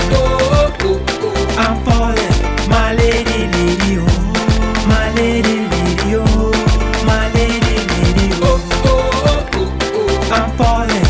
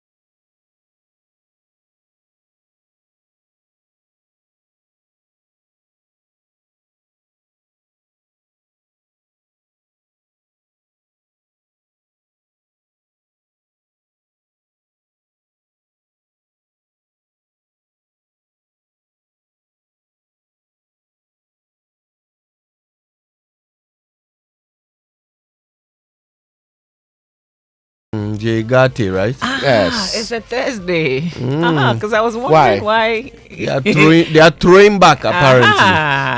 And that's where we started from. Yes, that's what, it's a good one. See, he was a musician I saw as a gentleman, Yeah, sometimes you don't find many in the way he dresses, the way he talks, cool. And yeah. Perhaps that's why he also did not last, because No, but the music is has he still lasted. A musician? That's the whole idea. I don't know. I don't know, but we still play his music. I'm asking whether he's still a musician. We enjoy it. I don't know. Oh, so people you say that once a journalist, always a journalist. Now once a musician, always a musician. Why not? No, I'm just asking. The question is he making new music? Someone stopped being a musician, went to become a journalist. Stopped being a journalist, went to become a lawyer. Stopped being a lawyer, went to become a running mate, and we still called him a musician. Who is that? Bob Santo. Bob Santo? Are you telling me you don't know who I'm talking about? Play the song, let me hear. That's the person you're talking about. I should play the song. I should play the song. Yes, because that is what we know him for. I'm talking about the running mate to Alan Tremantin. Oh, but running mate is that's 2024 matters. We are in 2025. There's no running mate in 2025. No, but yes. But it's a Thursday, so he's going. It's a clear point I'm making. That what we consider musicians to be musicians forever, no matter what else they do with their lives. No, that's if that's what you're known for. You can be a musician today. Tomorrow you can do something else that will be more significant than your music career. So that will be different. Right? You get my point, right? But when you become, and the entire voting is some 32 or 23,000 votes. The 22 or 23,000 is like Legon Main. It doesn't matter. That's still what he did. He was the running mate to Alan Tremantin. Yeah, yes. So my cousin Philip was also running mate to Ekwadonko. Yes, that's for running. That was your cousin, eh? Yes. That's your cousin, eh? Journalist, musician. Yes, congratulations. Yes. So running mate. Running mate. He was a running mate. He was a running mate. There are plenty of them. Okay. Anyway, it's 7:18 on the Super Morning Show, and today's show. Well, first of all, we promised you we'll bring you an update on what's happening with CHAS and the schools and feeding situation in the secondary schools. We'll do that, but we're also wondering about the middle class. Right? What happened to them? What is in the future of the middle class? The past 8 years have been hard on the middle class, right? Some of the decisions made by the previous government really cost the middle class, from the banking sector. Overhaul, is that what we're still calling it, to the domestic debt exchange program. These things ended up impacting the wealth of the middle class, right? People lost their savings. People still haven't been able to recover their investments, and it looks as if they took a very big hit. But the question now is, what next? Okay, what is in the future for the middle class, right? We'll touch on that later on the show. The big one is about the president's newly aligned priorities, right? 23 ministries now instead of the 30 that we used to have. So I think we need to have a conversation about where certain important things will fall, okay? Because there's no sanitation ministry, for example. So who will be in charge of that? Which ministry in the new list will be in charge of sanitation? Local government. That's your suggestion? Yes, that is where it sat. And even though we were not the best in the world, we didn't blossom when we created a single ministry for it. We didn't make Accra cleanest city in Africa when we created a new city for it. Nope. We didn't get rid of ministry for it. Yeah, that's a city for it. Yeah. No, seriously. So, and again, I am one of those. It may not necessarily be ministerial direction and focus can be determined in the name. Sometimes the name has nothing, absolutely nothing to do with what's supposed to happen there. So you can create, like we created sanitation and water resources, and yet we're not dealing with the most important issues in the sector. You can create a special development initiatives ministry to implement 1 million per constituency and not implement 1 million per constituency. I hope you get the point. So I have moved slightly away from just looking at names and being convinced that it has been given focus or direction. The evidence will be in the doing. And that is where, as a people, we have failed heavily. Yeah. We like talk and we will launch it. That's even the worst part. We launch an intention to build. We launch it big time. We launched the intention. Yes. We launch. Then we will do some skirmishes. Then 4 years later, somebody else will repackage and launch it again. Relaunch. Yes. And go along that line. See, look at what happened with University of Ghana Medical Center, for example. How many times the various units and connections were being launched, relaunched, and all of the other connections around that. It doesn't make sense because we believe more in the publicity. Because when we say, Kojo, you are focusing on youth empowerment, it means that we mean business and we are targeting the young people of this country. The evidence will be, and I was active in the writing of that 2007 Youth Action Plan. They spent so many years not implementing the plan and decided to review the plan and to introduce a new one. So this is how Ghana works. So mostly when I hear the name, I am waiting patiently for the action. It is, to me, now the action that determines whether you mean business, not necessarily the pomp and pageantry around names. Because I know roads in this country that we use pomp and pageantry to, again, not commission, when they are starting, cut short. But you see, the thing is this, in order for the president to signal to the world, because when you get to the level of presidency, even before the action, sometimes what you signal results in action. I mean, think about it. If something is announced about our economy, it can affect financial markets and so forth, even before anything is done, right? In the Ghanaian economy. Oh yeah, of course. And you see examples of that in all sectors. So the question is this, all right? Let's stick with the sanitation example. You're saying that it should fall under local government. That's what it was, in the past. Should the president maybe take the pains to explain the scope and responsibilities that these 23 ministries will be covering, just so that, for example, if I wake up in the morning, I want to know what the president is going to do about Galamsey. Right, I can look at his list and be able to tell which of these ministries will be responsible for it, so that during the vetting of that minister, I can pay more attention, because that's what matters to me, right? Without that, currently, when you look at this list, can you tell which ministry will be taking care of Galamsey? Well, you think that because it was under natural resources, lands and natural resources, it would still be there, but not under science and technology. And historically, it has always been lands. In fact, the likes of Bryce Simmons feel that there's no way you can divorce the lands from the environment and also science and technology and innovation. Yes, they think that way, but here they are separated. Yes, they are separated. So that is his proposal, and I agree with him, except that some of these things, yes, you may be required to explain, be it the spokesperson of the executive lead of the country.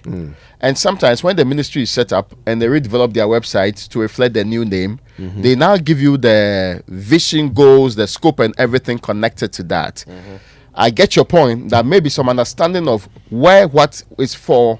And again, sometimes some of these explanations should be given ahead of even the introduction of these things to us. So that it's quite clear that this is our focus, this is the direction, and this is how we are reordering or reintegrating certain sections to make sense, mindful of what we agreed with you as a country and in the social contract. There's a very interesting cluster of agriculture-based ministries. There's the Ministry of Food and Agriculture, there's the Ministry of Fisheries and Aquaculture, and then there's the Ministry of Trade, Agribusiness and Industry, right? And you wonder whether there won't be some quite active overlap when it comes to the administration of agriculture policies here in Ghana. But it's something that we have to talk about. Right now, though, stay with us. More coming up. Wake up to joy, joy, joy. Sunshine and joy in the morning.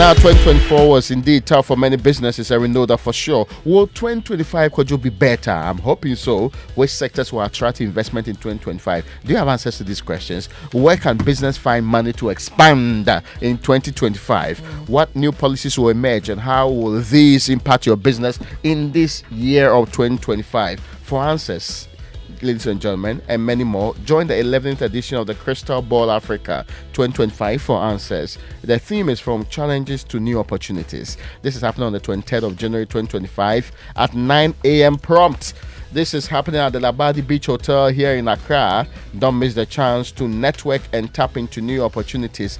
Register now at crystalballafrica.com. Sponsors are Absa Bank Ghana, Deloitte, First Bank Ghana, Labadi Beach Hotel, Eris Properties, Mansa Gold, Kawamoka, and media partners Joy FM, City FM, and Channel 1 TV. This event is powered by AB and David Africa. And Ghana, let's talk water tanks. Do you know the secret to real water storage? It's simple. If your tank doesn't have the tortoise on it, then it's not the correct tank. I'm sure by now you know the tortoise tank, Syntex tank, is the champion of water tanks. It is strong and durable and built to handle our Ghanaian weather. Rain or shine, Syntex tank has your back. So, my people, go outside, check your tank, and if it doesn't have a tortoise on it, it's time to upgrade. Join the Syntex tank family today and enjoy water storage that's tough like a tortoise. Call 0244 335 168 to buy now or find one of our 400 agents nationwide. You can also shop online at syntexgh.com. Syntex tank, a strong, a tough. All right, are you wondering where to hold your strategy planning meetings, your board sessions, your staff retreats? And listen, take Mamavi's recommendation and go to the only venue, Safari Valley Resort. Think of the green, serene environment, the accessibility, the meeting room capacity, the flow, the layout of space, the room flexibility, the quality of equipment. Can you hear her going? No. I don't even understand. Evidence-based responses. The staff, and of course, the first-class catering services. It's got to be Safari Valley Resort as your first choice. Call them on 0596 914 394. Safari Valley, bringing you closer to nature. And from the dreams of youth to the ambitions of adulthood, wherever you are on your journey, starting a career, building a family, growing a business, or planning your future, we are here for your journey. Every goal deserves the chance to flourish. And with hard work, dedication, and a strong belief in yourself, the seed of greatness is within reach. So trust in the journey and understand that Fidelity Bank is with you every step of the way. Together, let's turn your dreams into reality. We are here for your journey. Fidelity Bank, believe with us. Now, First Sky Group is celebrating 22 years, and as part of their 22 years anniversary, a 22nd anniversary Thanksgiving service theme, Proclaiming God's Unfailing Love, will be held on Sunday. This is January 19, 2025, at the main auditorium of the Accra International Conference Center. This is happening at 10 a.m. We have to go, okay? The guest speaker is Reverend Stephen Yenusom Wengam, General Superintendent of the Assemblies of God, Ghana, Most Reverend Professor Johnson. Hey, I've never heard people mention his name before, but let me start from there. Most Reverend Professor Johnson Kwabena Asamoah Jedu. Our own. Yes, because mostly it's the JK that people do, but Johnson, Johnson, Kwabena Asamoah Jedu is the presiding bishop of the Methodist Church Ghana. Yes, he's a great man. He will be the chair of the occasion. Among other revered men and women of God will be in attendance. Ministering in song will be MOG Music and others. The general public is invited to this anniversary Thanksgiving. This is happening once again on January 19, 2025. Contact these numbers if you want more information. 020-854-3441 or 0248-94002. Now, have you heard about the incredible benefits of Excellium from Total Energies? Well, let me tell you. More about this premium fuel with its amazing 3-in-1 power. Total Energies introduces Excellium new formula, the additive-enriched fuel with its powerful 3-in-1 action that cleans your engine, extends its life, and lowers your fuel consumption. Thanks to the cumulative effect of its anti-corrosion, anti-wear, and detergent additives, Excellium new formula also lowers your vehicle's fuel consumption while reducing CO2 emissions. You will drive, sir. Experience the difference with Total Energies Excellium new formula. Choose Excellium, choose quality. All right, now it's that special time of the year, and we just want to say thank you to all our cherished customers for choosing us. From all of us at Omni Basic Bank, we wish you a prosperous 2025. You can reach our 24-hour contact center on 0307 08 6000. Or 0302 758 555, or call our toll-free number 0800 100 790. Official power from Omni Basic Bank at your service. Now, Imperial brings you the Asempa Motor promo from now to the 30th of April. Win big with Imperial General with the Asempa Motor promo. Yes, this is good news. Renew your existing policy or sign up for a motor insurance policy from Imperial General and win handsome rewards. Yes, it's instant. Immediately you get that. Just insure and pick your rewards. So the ones available are fuel coupons, gift vouchers, special souvenirs, and many more. Imperial has made your renewal process simple. Just click on the link in the renewal notification message from Imperial and follow the prompts, and bingo, your renewal is done. Then the goodies follow. Now, and here's the big deal. Imperial is also giving you a free 1-year life insurance as part of your motor insurance, so get it double from Imperial General. Call us today on 0577 667 436 or talk to your broker or any of our agents across the country for further details. You can also follow us on all our social media handles. Terms and conditions apply. Imperial General Assurance, solid protection. All right, well, don't forget Kingdom Books and Stationery Limited is expecting you at their end of year furniture promotional sales. In fact, it's not end of year anymore. It's beginning of year. Yes, all right, yes. but the promotion continues. You can get up to 15% in all of their furniture shops, and they've got them everywhere. In Tema, in Akweje, Osu, in Takrade, in Cape Coast, on Spintex Road, at Atomic, in Winneba, and of course in Kumasi. You can also get the discounts online at kingdomstoreonline.com.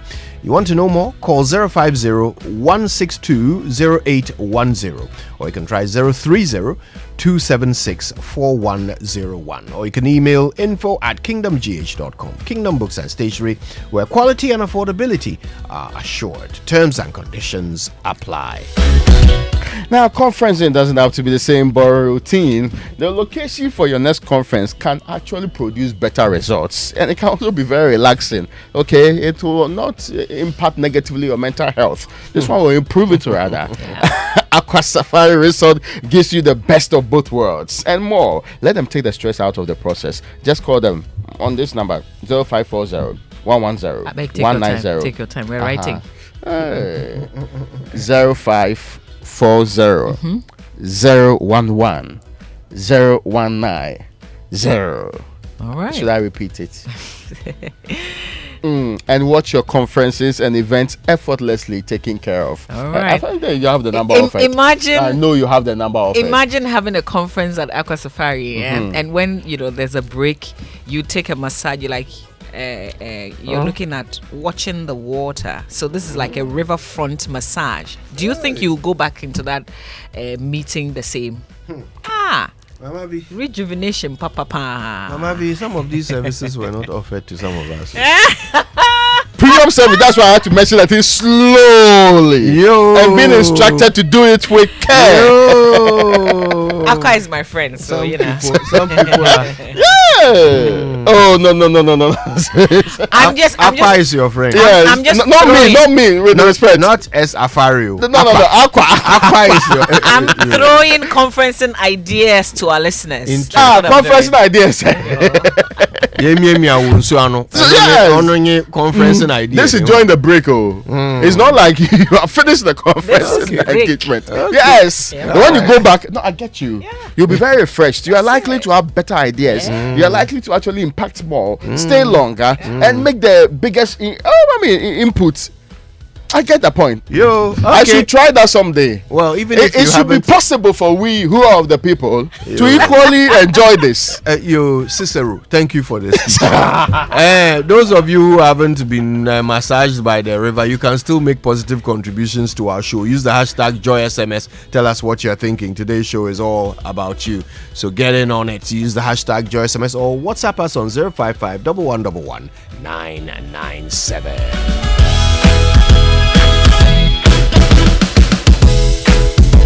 I visited Kweku at his spunky new office to congratulate him on opening his business. And man, was I impressed. The business is just moving quick. The sales, customers, everything is just working seamlessly. The secret?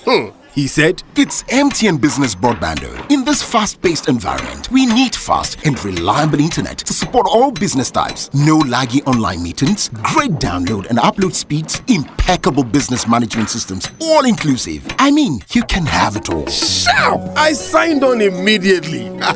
To enable your business stay ahead and stay connected, make sure you're signed on to the best internet made just for businesses. MTN Business Broadband. Sign up today on broadband.mtn.com.gh and manage your account on my MTN app. Call 0244 308 111 for more information.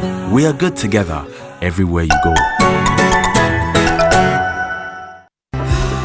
Imagine a world where your home or business is powered by the sun's boundless energy. Picture your rooftop transformed into a solar sanctuary, radiating with eco-friendly vibes and city-saving brilliance. Well, dream no more. With Standard Chartered's renewable energy loans, you can turn this dream into a dazzling reality. And guess what? Our renewable energy loans come at very low rates. That's right, we are not just offering loans, we are offering the keys to your solar-powered kingdom. Say goodbye to high electricity bills and step into a new world where every watt generated is a step towards a brighter, more sustainable future. So if you're ready to take control of your energy destiny and switch to solar today, give us a shout on any of the following phone lines: 050-153-5789, 050-153-5790, 0244-674154. Let's chart a course for a brighter tomorrow and make your solar dreams shine brighter than ever before. Standard Chartered, here for good.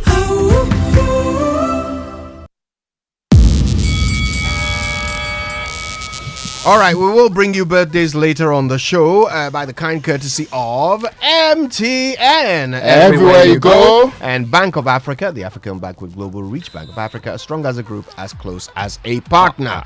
But right now, it's time for the Joy Sports Center, brought to you by MTN. Everywhere you go. Standard Chartered Bank. Here for good. And if it's football you want, DSTV has got it all. Yes, all of it on DSTV. All the leagues, all the cups, all the matches live in HD. This season promises to be exciting.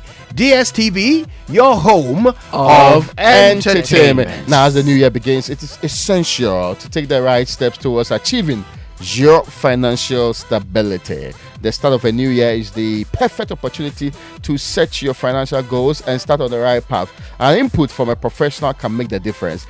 At Standard Chartered Wealth Management Limited Company, you have access to a wide range of investment options that offer you monthly and half-yearly interest payments through diversified investment portfolios. Now call us on these numbers: 0233000041 or 0200127755, or visit us on the 4th floor of the Opebia House at Airport here in Accra today and speak with our certified investment advisors on what options suit your financial objectives and risk appetite. Standard Chartered, here for good. Now, have you thought about what true convenience means? Well, let's keep it simple. Convenience is finding easy solutions to everyday hassles. And speaking of easy solutions, have you heard about M-Care from MTN and MedPharma? That's convenient healthcare for everyone. Let's face it, being sick is no fun, and neither is waiting in long queues for healthcare. But with M-Care, all that hassle disappears. With the silver and gold packages, you get to choose between 10 Ghana cedis and 100 161 Ghana cedis per month and enjoy access to a doctor anytime, anywhere, and an efficient e-pharmacy with medication delivered to your doorstep. And guess what? It comes with life insurance cover for hospitalization and deaths and health insurance depending on your package. Now, what's more convenient than this? Download the MedPharma app to sign up to the silver or gold package today. And on that note, we get into the Sports Center. Good morning, Achu. Good morning, Mama V. How are you doing? Very well. Happy to be here to bring you the Joy Sports Center. Welcome aboard, all of you, for today's bulletin. Coming up. Tackle by Partey. Odegaard with the vision to spot Trossard. Brilliant goal! Leandro Trossard! 2 goals in 4 minutes! Arsenal lead. Arsenal moved to within touching distance of Liverpool after winning their 3rd consecutive league game against Tottenham Hotspur for the first time ever in the Premier League. Also in this bulletin, Isak, not the give and go he planned, but it worked, and it's in. Of course it is. He is having the time of his life in front of goal. And Alexander Isak becomes the first Newcastle United player to score in 8 successive Premier League games. yes, informer Alexander Isak strikes again to become only the 4th player to score in 8 consecutive Premier League games as Newcastle United brush aside struggling Wolves. These and more to come in the next 10 minutes. But first, Black Stars and assistant coaches Joseph Lawman and John Paintel are set to be replaced with Otuado remaining as the head coach. Joy Sports understands the Ghana Football Association is making this change to strengthen the technical staff ahead of the crucial 2026 World Cup qualifiers in March. The GFA is reportedly in talks with 2 expatriate coaches to replace the pair. The Stars, currently joined second in their qualifying group, will face Chad and Madagascar in March. Now, with Otuado set to stay, the GFA will also appoint a psychologist for the Black Stars, something former GFA president Kwesi Antashi believes is essential to the team's success. Apart from players, I think that apart from the players, the technical team also needs a psychologist. When we played against Niger in Accra, Otuado stormed the pitch after we scored a consolation goal because he was too excited and under pressure. I saw that there was a psychological problem there. What triggered him to storm the pitch is a psychological problem. Psychologists now are management. Former GFA President Kwesi Antashi was speaking to Asempa FM. Moving on, the Ghana Premier League side Accra Lions yesterday announced the departure of head coach Ibrahim Tanko after 3 years at the club on a mutual agreement to pursue other projects. Lions are currently struggling in the league campaign and have been kicked out of the FA Cup. They are second from bottom after 16 matches, having won just twice in that period.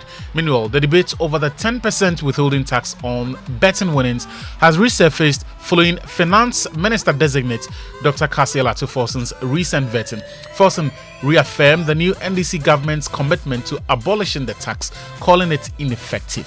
Betting enthusiasts are urging the John Mahama administration to honor its promise to scrap the tax, which was introduced by the Akufo-Addo government in 2023. Clinton Yabo has more in this report from Kumasi. Stana is an ardent bettor. As part of the quest to find daily bread, he resorts to betting, hoping to get double or even triple of his money. The energy to win hundreds, thousands or millions is as high as it syncs with his desire to earn a living to feed his home. But the earnings from the betting is in dispute now, as he is propelled to forfeit 10% of his betting winnings to the government in tax. He shows me a bet receipt for the day, indicating that his wins are diminished and his income directly affected. The tax on betting should be scrapped now that he has assumed office. That is what we use to generate some income. Jobs are limited. We are currently not taking as much as we used to. Similar sentiments are echoed from this group of bettors. Slips need a because of tax. Individuals should not pay taxes on bets because of the tax. I think betting companies have also tightened their strategies, and it's hard for us to win. Sports pundit and analyst Steven Zanu believes the tax should be maintained, but reducing rate from 10% to 1%. Almost every Ghanaian complains about, poor pitches in the country, the fact that, our sports industry is not doing well, football is not doing well, and what have you. At the end of the day, it boils down to investments. Government must step in to invest in sports. You pay 1%, and the 1% goes into the sports fund, which will be earmarked for sport development. Also, a Ghanaian sprinter and 100-meter record holder Benjamin Azamati has made a cash donation of 10,000 Ghana cedis yesterday to the victims of the devastating fire that destroyed properties at the Kantamanto market. Joy Sports Arena Mubarak was there with the team during the donation and reports. The fire outbreak, which occurred on the 1st of January 2025, decimated several properties, leaving hundreds of traders crestfallen and in despair. As a result, Benjamin Azamati showed his act of benevolence with financial support in an attempt to alleviate the burden of those affected. Here is his representative, Duke Odoi. Azamati is domiciled outside the country because of his training and stuff like that, but he's always in the media looking out for, whatever is happening in Ghana. And he reached out to me yesterday about the recent fire outbreak in Kantamanto, and it was one of his wishes to share his benevolence to the victims that were affected in this ravaging outbreak. So his condolences and his support, solidarity with them too. The donation came as a sigh of relief, according to Kantamanto market manager Ata Menu. I want to thank God for the life of Benjamin Ayati. I'm told that yesterday was his birthday, so more or less like a birthday package that is given to Kantamanto. We thank him for his sense of concern. Actually, this is another one that has come even to help us read the pressures, financial pressures, and economic pressures that our people are facing. So I appreciate it. We are grateful, so grateful. It will help us in a long way. Next, it's full speed ahead to England, where Leandro Trossard transformed the mood at the Emirates with the winning goal as Arsenal recovered from an early setback to beat Tottenham Hotspur by 2-1 in the North London derby at the Emirates last night. Here's Arsenal manager Mikel Arteta after the game. Yeah, I think we made it harder for ourselves because I think we deserve to score at least one or two more. But yeah, we have to suffer. We have the capacity to do that as well. But the attitude for me was outstanding. The way they played, the purpose that they played, the intensity, it was really good. The foundation of the last game that we were incredibly good against United and we end up losing the game somehow is the next day. It's about the next day. Today we won, great, enjoy now for a few hours, and now it's Villa. Bill. Well, Tottenham have now lost 11 games after 21 matches in the Premier League for the first time since 2009. Elsewhere, Alexander Isak scored for the 8th Premier League game in a row with a brace of goals as Newcastle eased to a 3-0 home victory over struggling Wolves at the St James's Park. Everton lost at home to Aston Villa by 1-0. It was David Moyes' first game in charge since returning to the club. Leicester City also drew blank with Crystal Palace. Later tonight, Man United take on Southampton at 8 p.m. in the Premier League tonight. In Spain, Barcelona's teenage forward Lamine Yamal was in inspired form, scoring once and making 2 assists as they thrashed Real Betis by 5-1 to book their spot in the Copa del Rey quarterfinals, ending the Joy Sports Center. My name is Victor Wachutanakli. All right, Victor, thank you very much for sports. From the Sports Center, we go straight for Food for Thought. Let's join Anne Klebo White. And Food for Thought is brought to us by Roverman Productions. Be the difference. Uncle, good morning Roger, to you. Good morning. Good morning. How are you doing? I am good. Oh, how have you been? I've been a good boy. Yeah. I've been good. Getting ready for an explosive year. Yeah. For First quarter. Nice. But the quarter would even be preceded with a production on for Val's Day. Oh, okay. Yeah. That's just next month. We're doing the 14th and 15th to celebrate Val, Friday and Saturday. Okay. And so we are looking forward to it. Nice. It's going to be fantastic. We're looking forward to it as well. Great. Now, Gorgeous, allow me to say good morning to two special people. Rear Admiral Issa Yakubu, Chief of Naval Staff. Good morning, sir, and thank you for hosting me in your house. It was an unforgettable experience for me. And good morning to you, Mrs. Comfort Boahene Osafo. You are in my prayers this morning. Gorgeous, on Monday, I took advantage of a word that is trending in Ghanaian politics to make a point about something we all need to do for ourselves. Resets. The word is reset. And I said we all need to reset our lives. I said that a nation gets a chance to reset every election cycle, but a human being can reset every day. A human being can turn his life around whenever he feels the need to do so.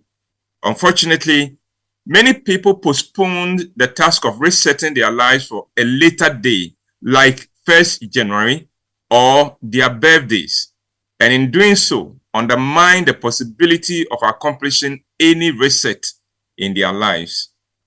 This morning, I want to talk about how to reset our lives and what to reset in our lives. Here we go. Number 1, time. We all have 24 hours a day and 60 minutes in each of those hours. So, how come at the end of the day, some people have accomplished more than others? How can some people do more in the 24 hours that is allotted to all of us than others? It all comes down to how we manage time. Time is the raw material of our lives. Waste time and we waste our lives. The first step to managing time is to do an audit of how you used time or where all the time goes for you. Now, check the following out. If you spend 30 minutes each day doing anything, 30 minutes each day, like bathing and getting ready to leave the house for work, that comes to spending 8 days in the year just bathing and dressing. If you spend 1 hour in traffic every day, then you are spending 15 days in a year just sitting in traffic. If you sleep for 8 hours every night, you must know that you are sleeping away 122 days or about 4 months in the year just sleeping. So take stock of how you spend your time, and I suspect it may shock you into making some changes to how you spend your time. After doing the audit of how you spend your time, you can then budget your time. A tool for that is the to-do list. That ties you down to specific activities at specific times in the day. And this would enhance your ability to reset how you use your time. 2, procrastination. When confronted with any task or any challenge, the temptation is to say, oh, I will do it later. That is procrastination. It is a thief of time and of life's potential. The reset here will require our adopting the Nike slogan, just do it, as ours. Move from I will do it later to I am doing it now. Reset from I will do it to I have done it. Just do it. 3, money. The next thing we need to reset is how we earn and spend money. Wealth does not come just from how much we earn. Wealth, or the lack of it, is also a function of how much we spend. Some people believe that if only they earn more than they do currently, they will be very happy and live better lives. And when they do earn more, they sometimes find themselves in tighter corner financially than before because they did nothing about their expenditure. I worked with SNIT in the 70s, and I remember how we yearned for salary increases at the beginning of the year, convinced that an increment would ease our hardships.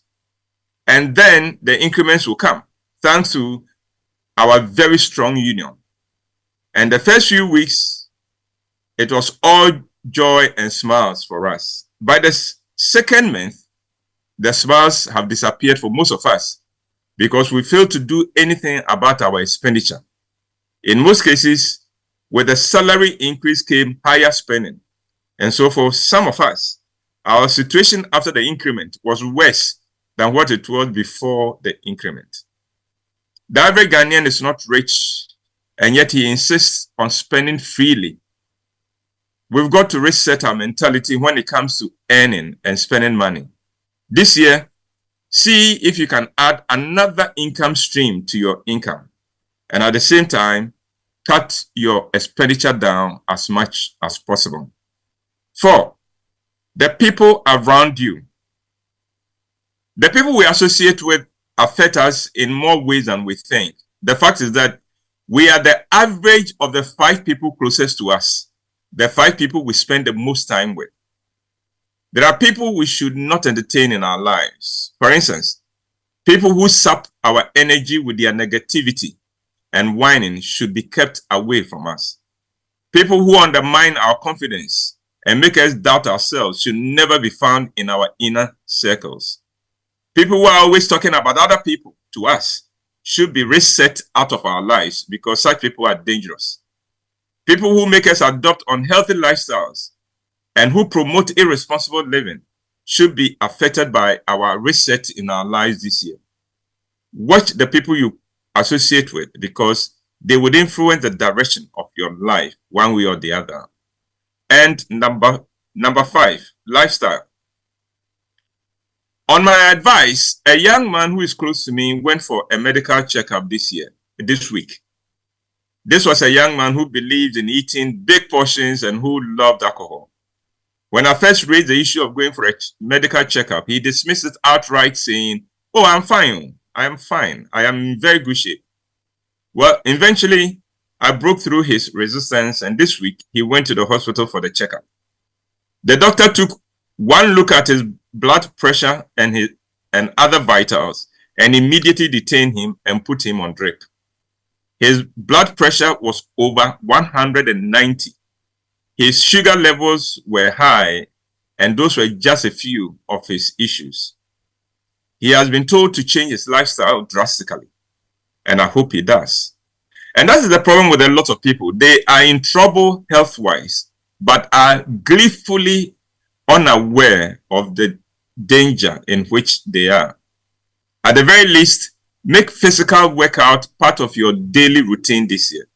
It could be as simple as going for brisk walks or jumping rope. Then watch your diet and eat right. There's a saying that goes like this: make food your medicine, or medicine will become your food. There's a lot of information on the internet on healthy lifestyles, and I encourage you to check them out. And gorgeous, let me end with 6, your mind. Reset your mind to dwell only on positive things and be vigilant that you do not allow anything negative to take over. The Bible in Philippians chapter 4 verse 8 puts it this way, quote, "Finally, brothers and sisters, whatever is true, whatever is noble, whatever is right, whatever is pure, whatever is lovely, whatever is admirable, if anything is excellent or praiseworthy, think about such things." A blessed 2025 to all of us. May we live as if we have no limitations. And gorgeous, that's my presentation for this one. Very powerful presentation indeed. Amen. Uncle Ibo, thank you so much. Enjoy the weekend. Enjoy the weekend too. We will catch up on Monday for another Food for Thoughts. On Monday, God willing. Yes, sir. All right. James Ebo White, Uncle Ebo with Food for Thought. Thanks to Riverman Productions. Be the difference. He's back on Monday with another Food for Thoughts. Before we bring you the business minutes, here's your fuel station tip. Is brought to us by the Chamber of Oil Marketing Companies Shipping Policy Advancing Industry Standards. Your tip for today says, avoid using mobile phones. Do not use your mobile phone while at the pump. Mobile devices can emit sparks and their use can distract you from observing safety protocols. That's your fuel tip for today, brought to you by Chamber of Oil Marketing Companies Shipping Policy Advancing Industry Standards. Remember, avoid using mobile phones at the pump. Business Minutes is brought to us by Consolidated Bank, Ghana CBG. We stand with you. Anointed Engineering Services, the Generator Experts, and Pinnacle Life Insurance. More for your smile. Good morning and welcome to the Joy Business Minute, brought to you by Consolidated Bank. We stand with you. Anointed Electricals, the generator expert, and build-free solar hybrid air conditioners, superior cooling with lower energy. Bulk importers of petroleum products are ruling out fuel shortage on the market in the coming weeks, insisting there is enough stocks to meet local demand. Energy Minister Designate John Jinapor has identified fuel supply and financial stability as the most pressing challenges confronting Ghana's energy sector. And Ghana Statistical Service has identified high cost of transporting foodstuff as the major driver for rising food inflation over the past months. And that's all for the Joy Business Minute, brought to you by Consolidated Bank. We stand with you. Anointed Electricals, the generator expert, and build-free solar hybrid air conditioners, superior cooling with lower energy. It's the most action-packed breakfast show in town. The hottest music, the best giveaways, the great interviews, and all the laughter and fun you can imagine.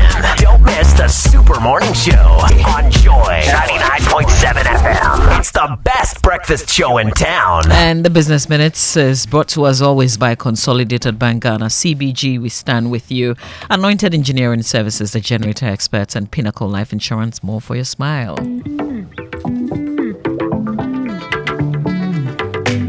Anointed Engineering Services Limited, they are into the sales of ultra-silent fuel-efficient diesel generating sets, size ranging from 5 kVA to 3,000 kVA at competitive prices. For every generator you acquire, you will enjoy 5 years warranty. They also undertake maintenance and repairs of all kinds of diesel generating sets. Their services include the 24-hour emergency services, sale of genuine spare parts, reliable rental services, professional advice, and of course, they also sell tower lights and they rent out tower lights as well. They've got new branches in BBNE. Petrogy is opposite the Bethel School Junction on the main BBNE Kumasi Highway. That's where you'd find Anointed Engineering Services Limited. Anointed is also in Techiman ex-oil filling station on the main Techiman Kumasi Highway. And their head office is right here in Ga, in Accra. Number 77 Anointed House on the main Odoko Malam Highway near the Odoko traffic light. They have 18 branches nationwide. And check out their training school where they train students on generators and plant auto mechanics, electricals and controls, and solar installations. They offer 80% hands-on training and 20% theory. Contact them on these hotlines 0243 480 334 or 0243 690 295. Anointed, the generator experts.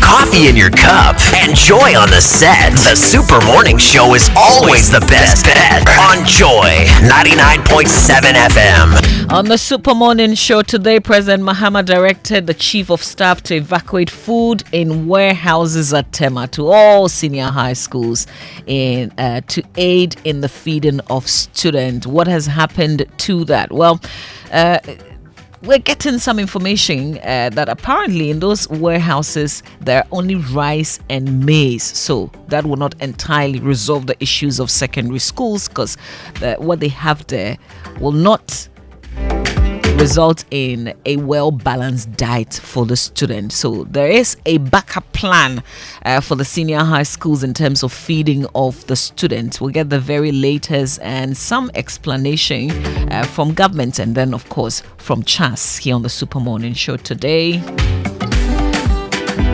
And we're celebrating 22 years of the First Sky Group. They're on the show today. Remember that we've been talking about their Thanksgiving service that's coming up this Sunday at the Accra International Conference Center. But there's a whole lot to be thankful to God about. We will learn about the First Sky Group today on the Super Morning Show as we celebrate with them their 22nd anniversary. Social media messages on our show as you get in touch with us via WhatsApp 05511119997 and on X Joy997 with the hashtag JoySMS. We're able to bring you those messages because of our collaboration with EcoBank, a better way, a better African Provident Insurance. With Provident, man, you are covered. And EcoBank is still sensitizing all of us about the fact that there are people out there who just want to scam and steal your money. They are still advising all customers to be extra vigilant and never trust anyone, any phone calls, text messages, or emails from anybody posing as an EcoBank staff and assisting customers to update their bank details. Some of them actually give you the impressions that EcoBank will be calling you and to ask for your account or card details to help you link your Ghana card to your bank account or offer unsolicited assistance. EcoBank wants you to know that at all times you can only update your account details at an EcoBank branch.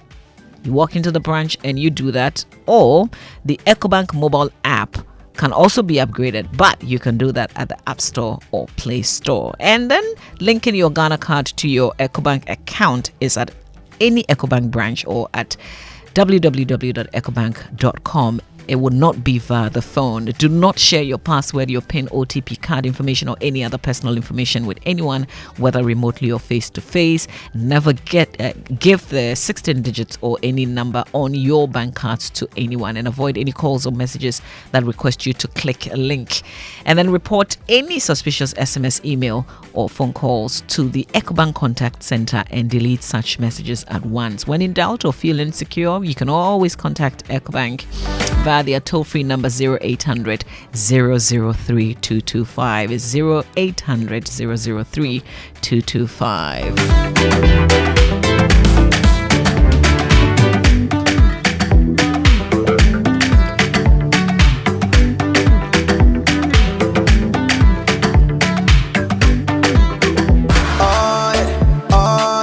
EcoBank Mobile, they make me say, oh yeah, oh yeah. EcoBank Mobile, they make me crazy. Download it and use it. It gon' make your life so easy, yeah. Oh yeah, download it. You go enjoy it. In my rhyming check, rhyming check. In my rhyming check. Come make a download them for you. Cause you can pay bills, you can buy credit, you can pay school fees, even church tights with the Apple. EcoBank Apple.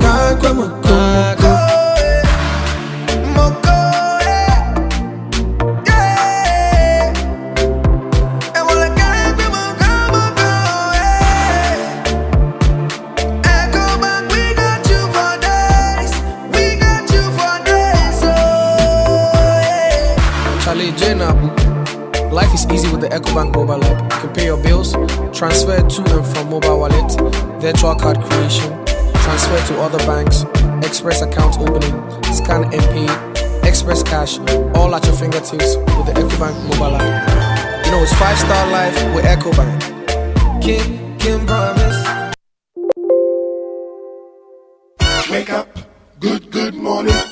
Good morning. Some food items have reached out to almost every school in this country. But I'm saying that because what is actually needed to run or to feed the students is still woefully inadequate. And I'll just give an example. My checks indicate that, especially for schools that are found in the northern belt and some in the middle belt and south, there's still like, apart from rice, typically, if you take a place like Upper West, Upper East, if apart from rice, they do not have any other cereal. You can't talk about maize. You cannot talk about millet.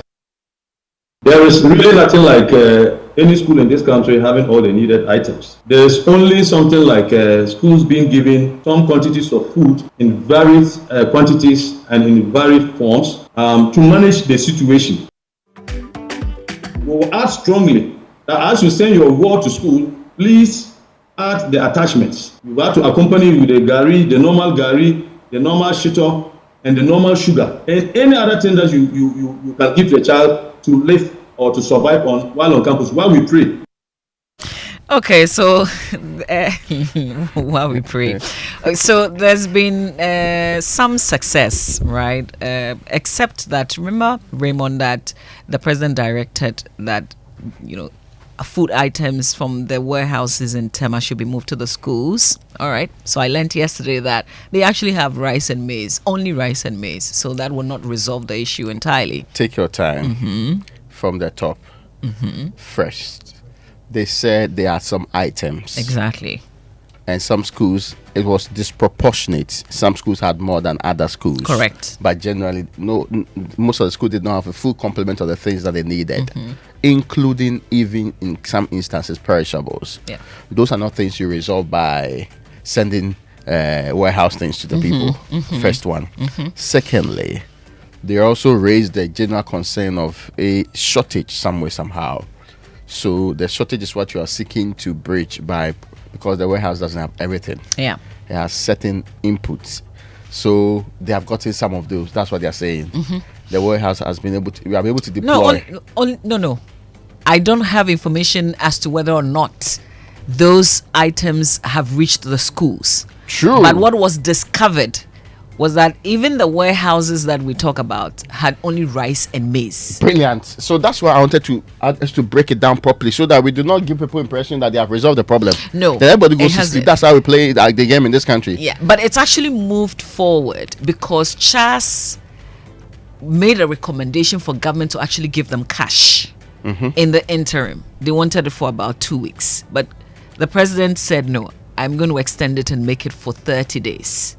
So for 30 days, we're going to give you cash so that you can do the procurement yourselves. So they have cash now. Not that the cash has not reached. The decision has been made. No. See, I'm not getting ahead of myself in this conversation. Okay. I'm just trying to say that we have so much experience in this country where promises do not reflect on the ground. So I know, good, president directs. But between that direction and actual receiving is sometimes a long time that we cannot. And this is an emergency situation.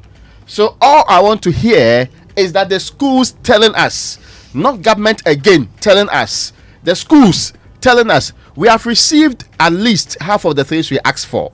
We are getting the rest by the end of the week, which is tomorrow. That is the kind of comforting information I want. Because we have done in fact, we've done this consistently. We do it, we publicize it, then at the end of the day, nothing else happens. And let's not get it wrong. Then the needed nutrition for the young people, we are pulled from homes across this country and put in the care of the state. They will be suffering. I hope you get my point. I feel you, and man. they are at I a feel you, stage, man. they I need get you. proper nutrition to ensure proper growth. And we are training kids to compete with others in the world.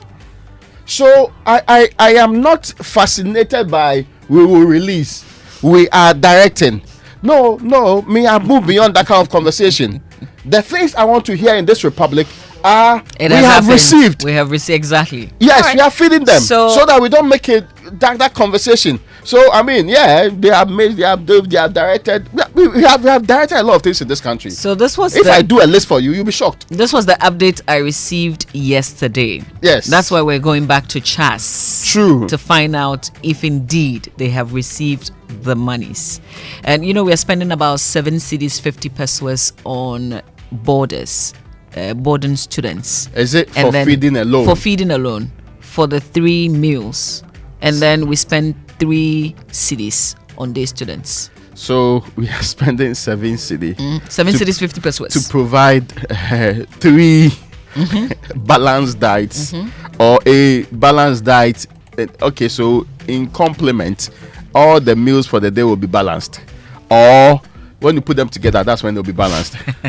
No, I think they are doing Raymond, magic. this question that you're asking me, you went to Persec, right? It's a distribution center, isn't it? So call your headmaster. No, hold on. You are reducing the conversation to no, one school. Not. That's what people do. I'm getting practical. No. And Persec is an important location as well, because Persec also distributes. The food will come there. But I thought they are not using that system again.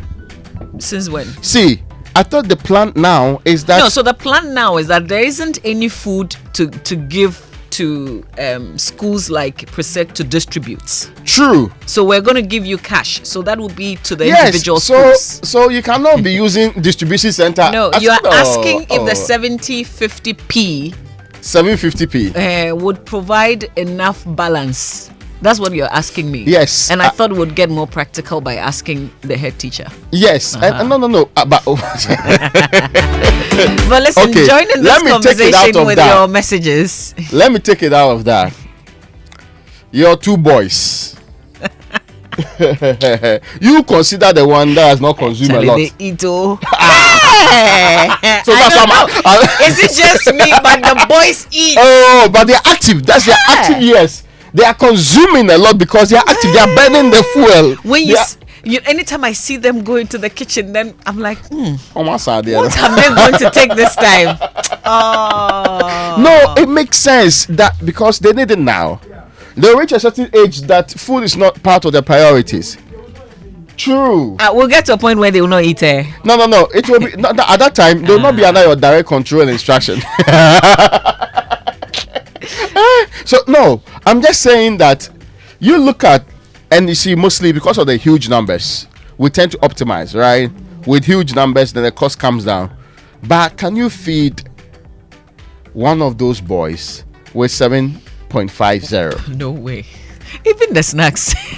The snacks Thank alone. you. The one that they take in between meals alone. Yes. It's more than 750. So- seven cities 50 pesos. So it is unsustainable in its current form. We mostly make the argument of when you put a large number together, the cost comes down. I agree, but is it to the extent of 7 cedi 50? Now, one ball of kinky in my small place. Let me even use around Domi, right? And I know in Achimota too, one ball of kinky is 5 cedi. Now, shrinkflation has affected that kinky. So instead of increasing the price to say 6 or 7, they have just reduced the size. That's it. That 5 cedi used to be huge. You can consume one. And Mahavi, I'm saying this because in 2011, the Federation of the Tama Council of Labor's own Abraham Kumsen said things have become difficult for him, that he's unable to consume one ball of kinky. And now he takes 3. I am only saying here that we are convinced one ball of kinky, that's 5 cedi. Let's say because of government, one ball of kinky is now 3 cedi because it's optimized. Are we saying that a single meal, 7 cedi, 50 pesos will be enough for it? Whichever magic they are doing, there is some real magic happening on the ground. Oh yeah. Those conversations, I'm saying it will not be something that can be resolved if you continue that way. Because this is a country that has inflation problem. You get my point. This morning, I was going through the drivers of inflation. Because you see, there are things you can do without. You can say that you will not move out of your house in a day. But you make the mistake of saying you will not eat the whole day. I mean, some of us, we have enough store of fat in certain corners to make up for But it. even that can't save you. But you, sir. in your normal form, the fact you don't have some. So how do you get to? No, it's important. You would have to eat no matter the circumstance. So these kids, no matter what happens, you have to feed them. I am proposing that 7 cedi 50 pesos is not enough, and that we are forcing them to do magic. We've been forcing them to do magic for a very long time, but making it enough is increasing it.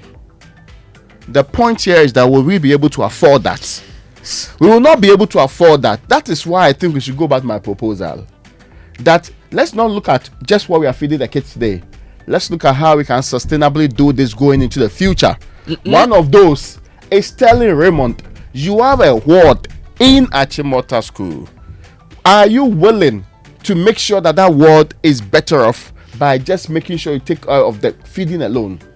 So that's an idea. Remember that the schools, at least most of the schools, used to have active farms. I was hoping that by now, because this issue has become very critical, that we would have a minister of agriculture designate so that he or she will be part of this conversation. Because in order to sustain this, then we have to also begin to talk about the school farms bringing the school farms back. You And can have your garden eggs, your contomere, tomatoes, pepper. You can grab those from the farm. I get your point. I actually feel that one of the best things to have happened to us as a state is Operation Feed Yourself, which is something we let go waste. Now, for example, even those of you living in the Eastern region, you've converted your backyards and also into cemented grounds. For whatever purpose I don't get. But even backyard gardening is not a thing nowadays. So ask yourself, how do we fix this problem? I also think that beyond the agric minister, there is a minister for education we should be seeing immediately. This is one of the emergencies of state that requires immediate action. President's representative alone may not be able to do much because the person is not in the frame of mind to think that I am here sustainably. Yeah. Yes. How is he in engaging? the long term? Yes. Yes, we need them quickly because President Mahama gave us an indication he is a man in a hurry. So it should reflect by now, even before regional ministers are put in place. And because I don't see there. These issues, as we've seen, they don't care whether there's transition or not. No. These are continuous matters. So, in fact, and it's been so clear. In fact, I asked an SHS second year student, who is the new speaker of parliament? Yes, and because I said new, she thought they had changed the person. And she said, what did they do with Bagbin? No, I'm serious. No, so they may not care about your politics, but they ought to be fed because you are taking it upon yourself to feed them. Right. And I am insisting on action. This year, my call is that instead of merely saying it should be done, I want to see or hear it has been done. Yeah. Let's move beyond that rhetoric. It is 2024. There are things of 2024 we should not carry into 2025. Merely saying things when you know it will not be done, or just saying things and hopefully people will forget about it. Solutions are not explanation of the problem. That's also another 2024 thing. Don't come and be explaining the problem like we need to have a conference on it before you solve the problem.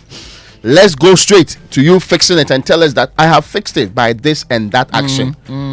Those are the things that this year demands. So to the political class, that's what it means to reset, right? Yes. Because it can't be business as usual. Absolutely. Yeah, they would have been doing ceasefire. I mean, clearly.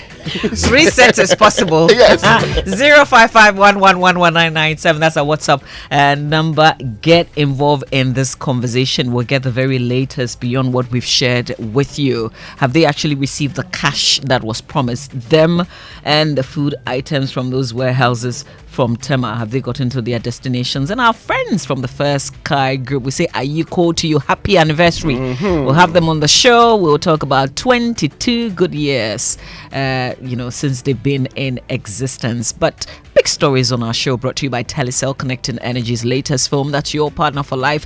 Lancaster University Ghana, the only British university campus in West Africa, and Republic Bank. We are the one for you.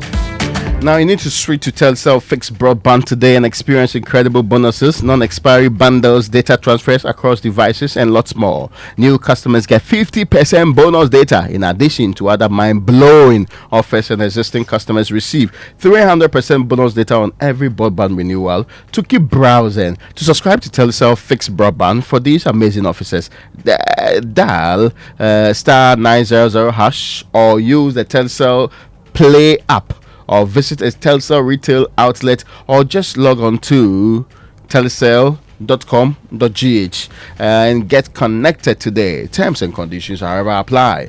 Telecel, connecting energies. And Republic Bank is still giving. They are giving big. Make sure you take part in this. How do you? Just pay with your Visa credit card and stand a chance to win an all expenses paid trip to Dubai or a luxury staycation at some of Ghana's finest beach resorts. We're talking Maha Beach Resort, for instance, Breezes Beach, or Camp Chache. You could also win a 5-course dinner for 2 at the exquisite Brasa restaurant, a full day spa services for 2, and other exciting rewards in the Republic Bank Tap Win and Fly to Dubai promotion. All you need really is just use any of your Republic Bank Visa credit card. So if you've got Infinite Additional Classic card, just tap And remember, every tap counts. So what are you waiting for? It's time to fly to Dubai with the Republic Bank Visa card. Start tapping and make this year unforgettable. This promotion is under the Caritas Lottery platform. Republic Bank, we're the one for you. Now, 2024 was tough for many businesses. Will 2025 be better? Which sectors will attract investment in 2025? Where can businesses find money to expand in 2025? What new policies will emerge and how will these impact your business in 2025? For answers and many more, join the 11th edition of Crystal Ball Africa 2025 for answers. Theme From Challenges to New Opportunities is happening on the 23rd of January 2025, 9 a.m. prompt. The plush Labadi Beach Hotel, Accra. Don't miss the chance to network and tap into new opportunities. Register now at www.crystalballafrica.com. Sponsors: Absa Bangana, Deloitte, First Bangana, Labadi Beach Hotel, Eris Properties, Mansa Gold, and Kawamoka. Media partners: Joy FM, City FM, and Channel 1 TV. This event is powered by AB and David Africa. It's 26 minutes after 8. This is the Super Morning Show. We've still got your birthdays coming up, plus the 22nd Thanksgiving service of the First Sky Group.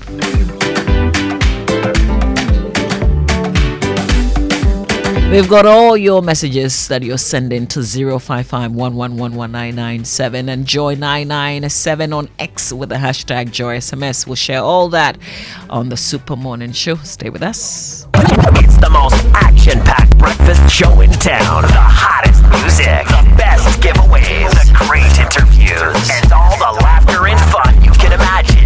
Don't miss the Super Morning Show on Joy 99.7 FM. It's the best breakfast show in town. Auntie T, abeg, fix me gobetete Ghana. No gari, no oil, no plantain, just beans then eggs. Hey, brah, that be dangerous combination, no? Problem no day. I feel handle am. For Telecel, with the Bob say everybody gets what they like. That be why Made For Me bundles day. Based on your usage, if you get your own data and call packages, falla! Made For Me bundles like the way you want them. That *530#, then buy Made For Me bundles today. Telecel, connecting energies. Are you hoping to start university this January? If you want a British degree from a world-class university at a fraction of the cost, then join Lancaster University Ghana in Accra. With a diverse student community, vibrant campus life, and up to 50% scholarship to support your study, Lancaster University Ghana provides you with a world-class education that creates endless possibilities globally. Don't miss this once-in-a-lifetime opportunity. Apply to join Lancaster University Ghana, where learners become leaders. Admissions are currently open for our January 2025 intake. Apply now for our foundation program. For more information, contact us at +233 030 221 8989 or send an email to admissions@lancaster.edu.gh. Lancaster University Ghana, the only British university campus in West Africa. I used to stress about where to receive my Adverts sticker and always used to doubt whether my friend has really sent it. So I asked a friend of mine and he said his wife used to have similar challenges until she decided to receive money transfers from CBG. Well, I can relate because now I receive my money from CBG. It's so simple, fast and secure with no delays and no hidden fees. And I must say, life is now feeling good. Stay connected to your loved ones no matter where they are. With Consolidated Bank Ghana's money transfer services, you can receive money quickly and securely from abroad, whether through MoneyGram, Western Union, PayAngel, Transfast, UnityLink, Ria, EaseRemit, Thunes, TapTap Send, and TerraPay. Cash out your way any day with Consolidated Bank Ghana. Welcome to the good life. CBG, we stand with you. We stand with you. want to remain productive and competitive in your business? Then I am happy to remind you that Anointed Engineering Services Limited is still here to serve. We provide homes, offices, and institutions with ultra-silent, reliable, and fuel-efficient diesel generating sets with sizes ranging from 5 kVA to 3000 kVA at unbeatable prices. You also enjoy a 5-year warranty. Anointed Engineering is noted for unwavering 24-hour after-sale emergency service, rental and sale of tire lights and genuine spare parts, undertake repair and maintenance of all diesel generators, and buy back used generators. Sign up today at our training school and gain hands-on experience from our team of professionals on generators, plants, auto mechanics, electricals, controls, and solar installations. Anointed Engineering has 18 branches nationwide. Locate our head office in Accra at number 77 Anointed House on the main Odoko Malam Highway near the Odoko traffic light. Call our hotlines on 0302 324723 or 0243 690295. Also on 0243 480334. Anointed Engineering Services Limited, the generator experts.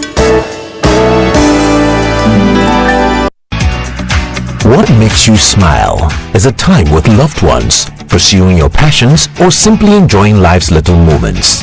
At Pinnacle Life Insurance, we believe that life insurance should do more than just protect your family's financial future. It should also help you live your best life now. Our policies offer comprehensive coverage, living benefits, and rewards to help you make the most of today because we think of wealth differently. At Pinnacle Life Insurance, we provide solutions that give you more for your smile, more time, more freedom, more joy. For more information on our policies, call us on 0501 451 400 or visit www.pinnaclelife.com.gh. Pinnacle Life Insurance, more for your smile. It's the most action-packed breakfast show in town. The hottest music, the best giveaways, the great interviews, and all the laughter and fun you can imagine. Don't miss the Super Morning Show on Joy 99.7 FM. It's the best breakfast show in town. Coffee in your cup. Enjoy on the set. The Super Morning Show is always the best bet. On Joy 99.7 FM.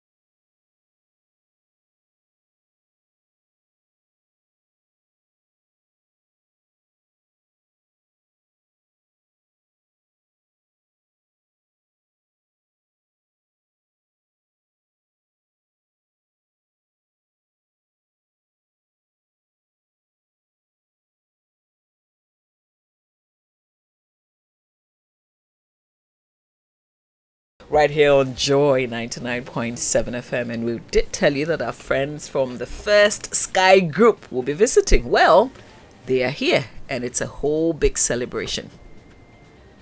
We're talking about their 22nd anniversary celebration. There's a Thanksgiving service that we've been talking about that's coming up on Sunday.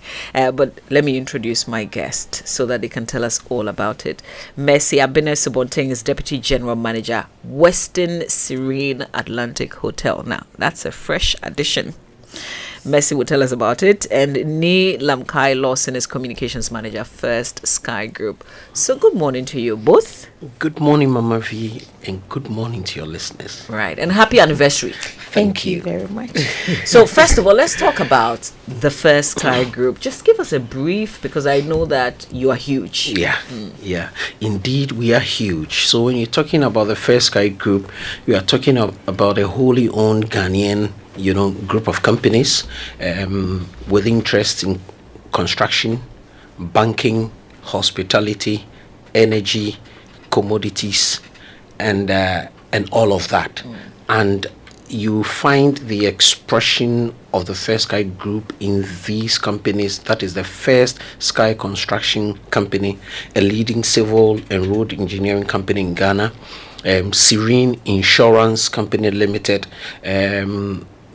that's been around for a while and won awards. Last year, for instance, the CEO won the CEO of the Year award and a couple of other awards. And then you have First Sky Commodities Limited. You also have a Volta Serene Hotel, a 4-star hotel in Ho. You have a First Sky Bitumen Processing Limited, the company that will produce bitumen for the construction firm to work on our roads. Then you have Federal Rural Bank within Pandu and the whole catchment areas. Wow. And expanding to the other parts of Volta region and the OT region. And then you do have First Sky Energies, which is also in the energy sector.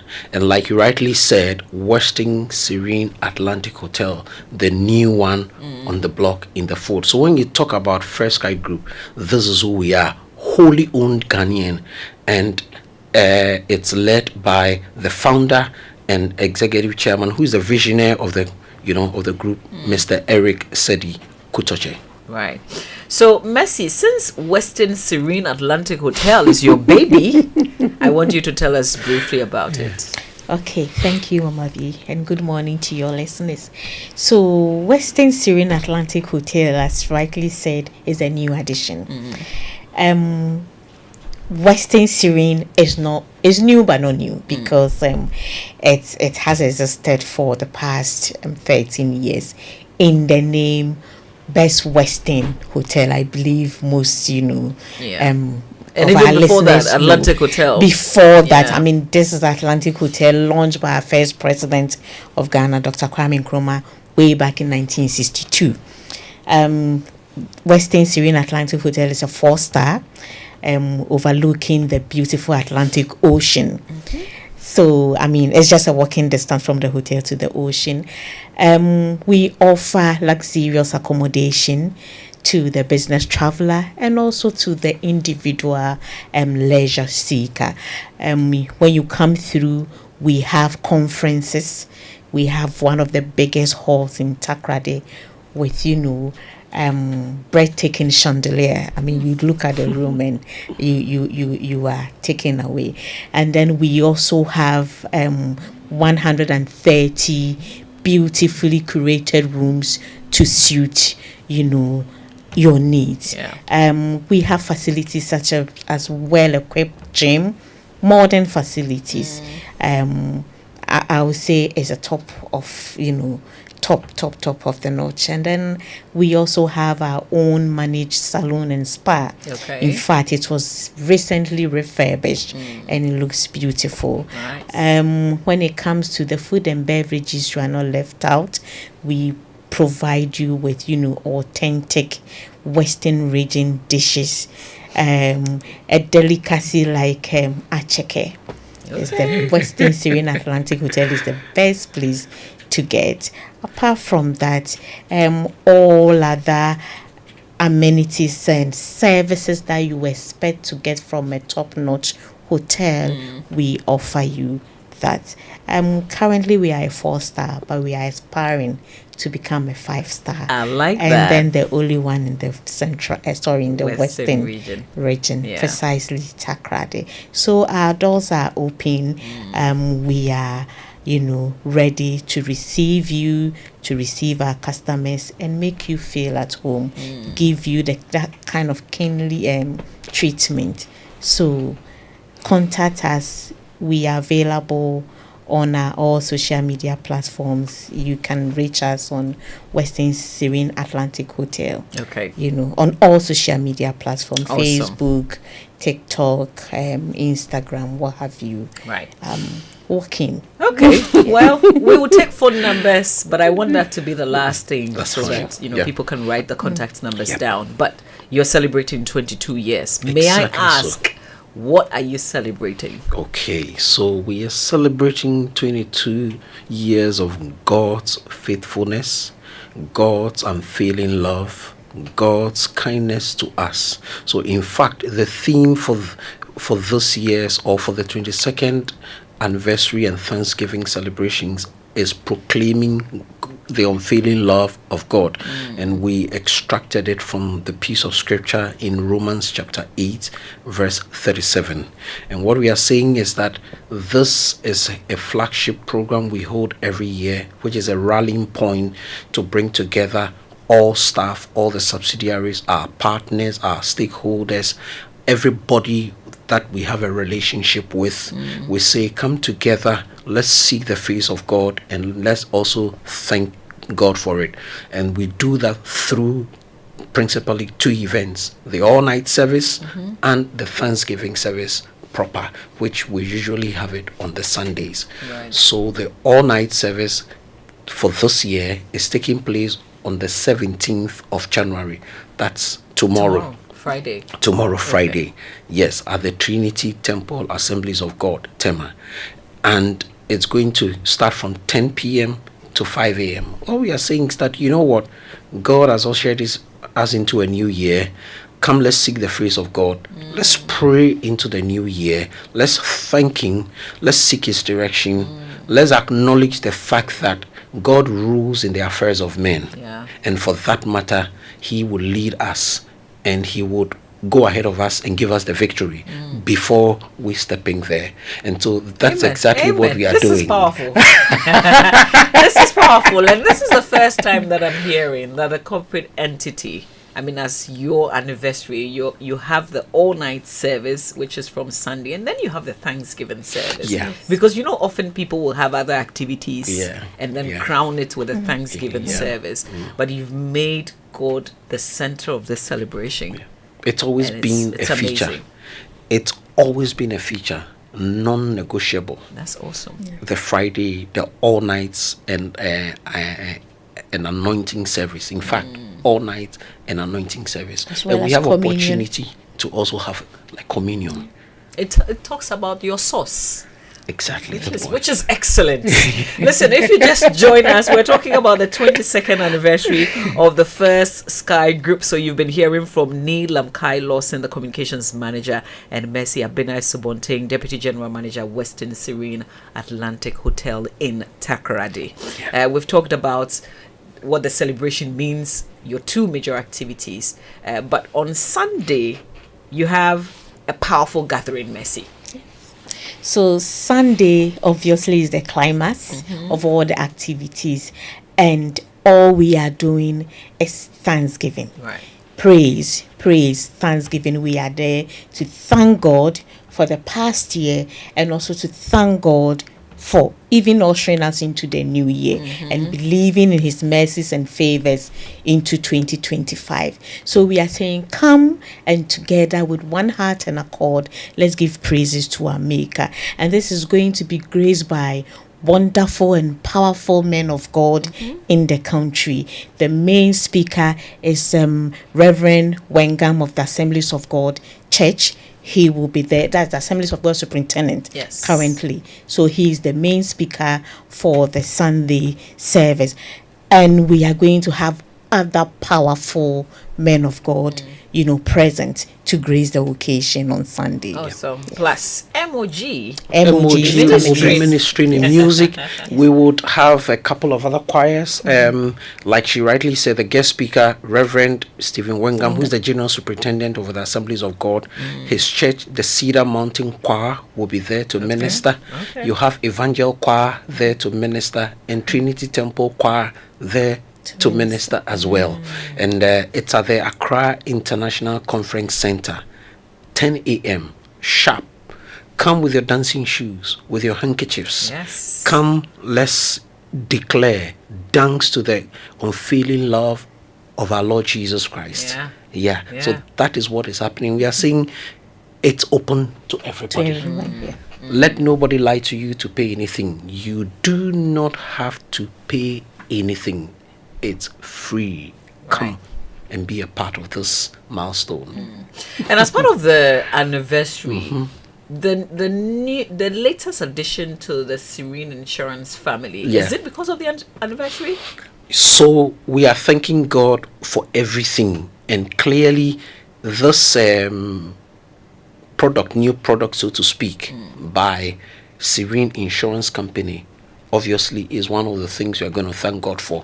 For the new addition, Westin Serene Atlantic Hotel, for the projects, the road construction projects, the things we have done with Fair Sky Commodities, the things we have done with Volta Serene Hotel, the way we've reached out to humanity through Accra Psychiatric Hospital, the renal unit of the Kolebu Teaching Hospital.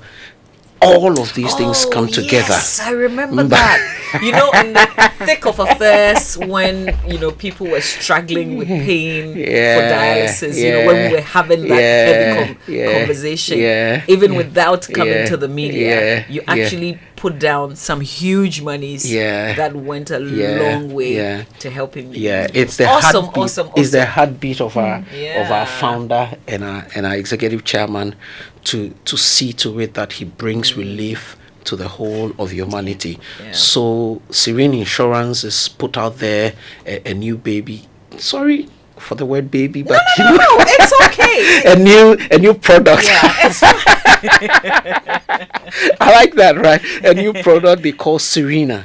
Okay. So Serena is a WhatsApp, chat platform, and they are saying that they are transforming the way we do insurance in Ghana through sending a message to 0500517114 to inquire whether about your insurance products, to purchase an insurance, to renew an insurance like motor policy and everything. They are saying that within 10 minutes or even less than that, you can start and complete an entire insurance process through this WhatsApp chat platform, where you can make payments, where you can get electronic certificates, you can get a policy and all of that. And they are saying that you need not go through the stress of having to drive through traffic to the office and all of that. Just contact Serena through their WhatsApp number that I just put out there, and then the conversation goes on and your needs are sorted out. And so yes, this is one of the things we want to say a big thank you to God for. But there are equally other bigger things within the group that God has done for us. The fact that we have a visionary who continue to lead us and guide us and continue to create jobs by opening other subsidiaries. By acquiring the latest, which is the Westin Serene, it also means that there's employment for many people out there. Definitely, and you keep expanding. And already we've gone into a social corporate responsibility by adopting the Takrady Deaf and Dumb. We did donation for them, and then we are not just doing donation, we've actually adopted that we want to be a part of their journey to the extent that even when they complete school and those looking for jobs, we can extract them into the system and let them work. Since First Sky also took over, we have won the 4-star Hotel of the Year Western region. This was category. Just June. You took over just June. And just in October, November, we've won that award. There are amazing things ahead. Yes. We are working hard. And whilst Western Serene Atlantic Hotel is doing that, Serene Insurance Company Limited is also doing that for the Accra Psychiatric Hospital. In fact, to tell you, for 2 years running, they've held their carol services with the inmates of the Accra Psychiatric Hospital. And we have adopted that hospital and even went further to make key renovations to some of their buildings. And every time, indeed, the interesting thing is that 1% of staff salary every quarter is given to support them. Really? Yes. Yeah. So these are the things that we say, come let us thank God for his unfailing love. Yeah. And we are saying Sunday 19th January 10 a.m. at the Accra International Conference Center. You cannot miss that. Well, thank you. Listen, I am so surprised by the many beautiful things that you keep doing, and the fact that a lot of the things that you do to help people, we don't hear. You do them on the quiet. God bless you for what you do. You have an inspiring chairman. Exactly. And we also need to celebrate you, because this is a true indigenous Ghanaian companies that we're talking about. So we're super proud of you. Congratulations. Thank you. Happy anniversary. Thank you. Before we wrap up this conversation, what would you want listeners to remember? What would you want them to know? You can add your phone numbers as well. Go ahead, I'm not taking it. Okay, so I would love our listeners to remember that First Sky, we are an entity or a company for Ghana. And together we want to make Ghana a better place. For the hotels, Western Serene Atlantic, for your reservation, you can reach us on 050-133-2584. Don't forget, if you're not able to make it on Friday for the all night, Sunday is a must. We'll be expecting you. You make me want to call and book. I was watching Samuel Adami, he was smiling when you're talking. We'll come and visit you. Please do. You will always be welcome. You will always be welcome. And let me also reiterate the WhatsApp chat number for Serene Insurance, their WhatsApp platform called Serena. You call 050-051-7114. Right. But remember, tomorrow, Friday, January 17th, all night Thanksgivings, all night anointing and communion service at the Trinity Temple Assemblies of God, Tema. And Sunday, January 19th, Accra International Conference Center, our Thanksgiving service. Remember, Reverend Stephen Yenusom Wengam, the General Superintendent of the Assemblies of God, Ghana, is the guest speaker, and lots of surprises await you. You would have a great time in the presence of God. Amen. Amen. Well, thank you, Nee. Thank you, Mercy, Thank you, for being here. Happy anniversary. We celebrate with you because we identify with the many beautiful things that you keep doing. And special invitation to all of you. I look forward to seeing you. Yeah. I will show my face. Please do show your face. Thank you. Stay with us on the Super Morning Show. We've got a very important update that we need to give you in terms of the school feeding program in our schools. It's a subject that we've talked about heavily here on the Super Morning Show. Now we know that government has agreed to give the schools cash so that they can procure the items that they need to feed the children. Have they received it? That's all coming up here on the Super Morning Show. Stay with us. Let me hear the worshipers. Where's all of my praises? I want everybody around the world to put your hands together, because all the praise belongs to God. Here we go. Joy 99.7 FM. Every word of worship. With one accord. Every praise. Every praise. Every praise. Is to our God.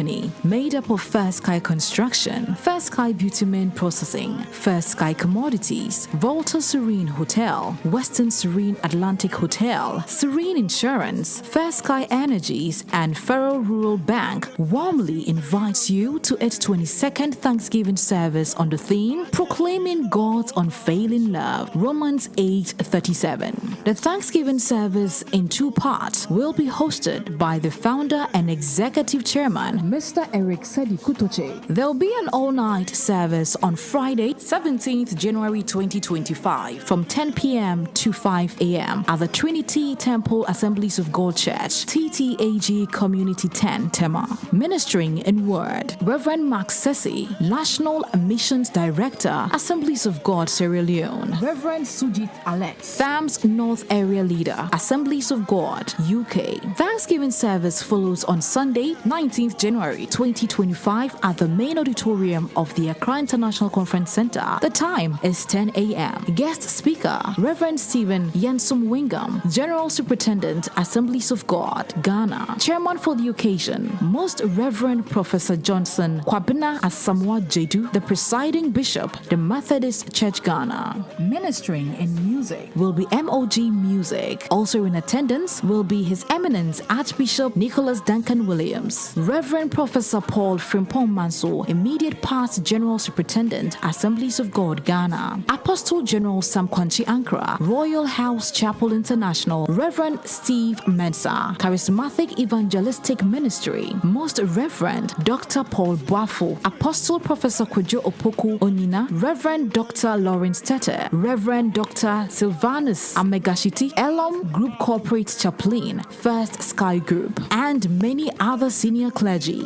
For more details, please call 020-854-3441 or 0248-940-021. First Sky Group 22nd Thanksgiving Service, proclaiming God's unfailing love.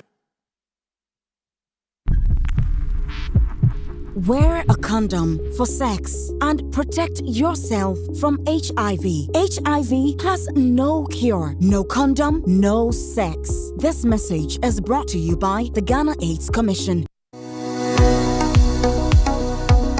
Do you want to study abroad? I present to you Astolinks International. They give professional advice on study visas to the USA, UK, Canada, Australia, New Zealand, Ireland, and other European nations. They also advise on visa applications, general travel, and other immigration services. Call them on 0537 152 118 or visit them at 4A Pawpaw Street in East Legon. For more information, check out astolinks.net. Astolinks, pathway for success. Step up with DSTV and we'll show up by giving you more incredible entertainment. Going to have a little fun. Upgrade your subscription between the 13th of January and the 31st of March and get an even higher package for a whole month on us. You gotta know what you want. If you're on Access, step up to Family and we'll up your shows to Compact. If you're on Family, step up to Compact and we'll up your shows to Compact Plus. And if you're on Compact, step up to Compact Plus and we'll up your shows to Premium. DSTV, your home of entertainment. When you want to eat, just Momo it. Tired of the long queues in the supermarket? Pay with Momo. When you really want that beautiful new blouse, just Momo it. When you want to get a trim and get fresh to impress you know who, just Momo it. When you need to pay your utility bills and domestic staff, Shani Momo. When you want to send love to the family back home, send some Momo. Join the millions of MTN Momo users all over Ghana and live life the brighter way. So just Momo it. MTN.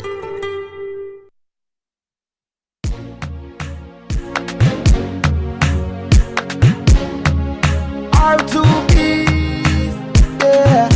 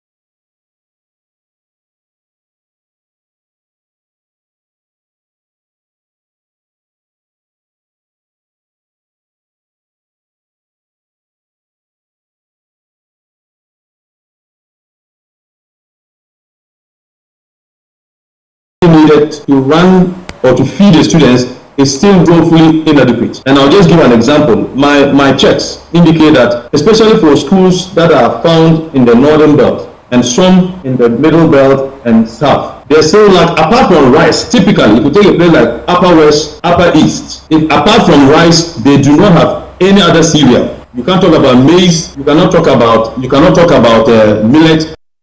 There is really nothing like any school in this country having all the needed items. There is only something like schools being given some quantities of food in various quantities and in various forms to manage the situation. We will add strongly that as you send your ward to school, please add the attachments. You have to accompany with the gari, the normal shito, and the normal sugar, and any other thing that you can give your child to live or to survive on while on campus, while we pray. 11 past 9 on the Super Morning Show. You're very welcome back. And we've been telling you for a day or two now that we're very interested in what's happening in our senior high schools regarding the feeding of the students. We understand that headmasters were very concerned about their ability to feed the kids based on the failures in the system before the holidays began. That started before the holidays began. Well, the kids are in school now, and the simple question is, are they being fed? Has the problem been solved? We're going to get an update now from Primus Barrow. He's the National Secretary of the Conference of Heads of Assisted Senior High Schools, CHAS. Mr. Barrow, good morning to you.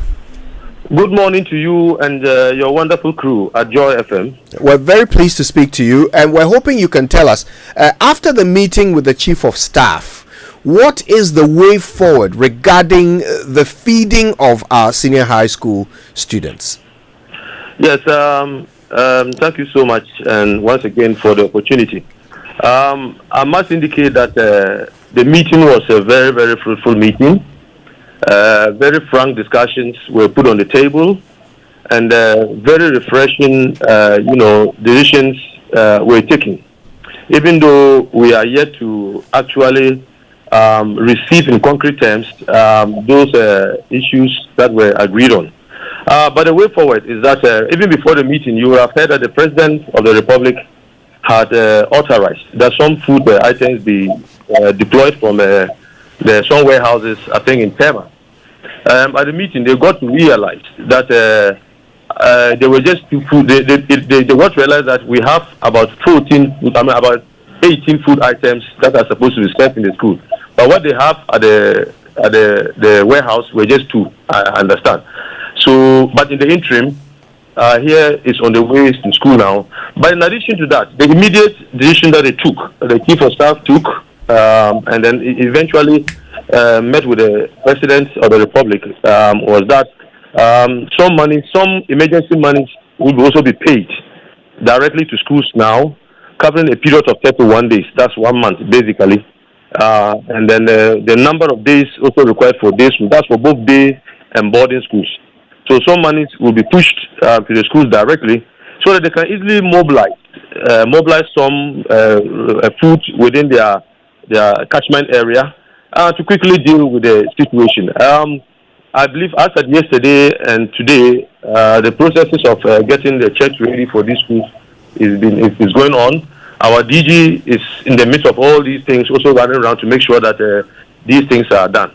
So this is the arrangement that has been put in place so far. Okay. In terms of food. Mr. Barrow, before we come to the money, just clarify for us. You said only 2 out of the 16 odd items that every school needs were available in the warehouse. Yeah. Now, have the schools received those 2 items? That's why initially I just indicated that this meeting was yet on Tuesday. The schools, as we talk, have not received them, but our understanding is that they have been deployed and are reaching out. So we just hope the situation is still as you've known it, or we described it earlier, and we just hope that today going schools. I'm not too sure. I've not received any information, especially from those that are around Greater Accra. I spent the whole of yesterday traveling from Accra. I've had highly collated information.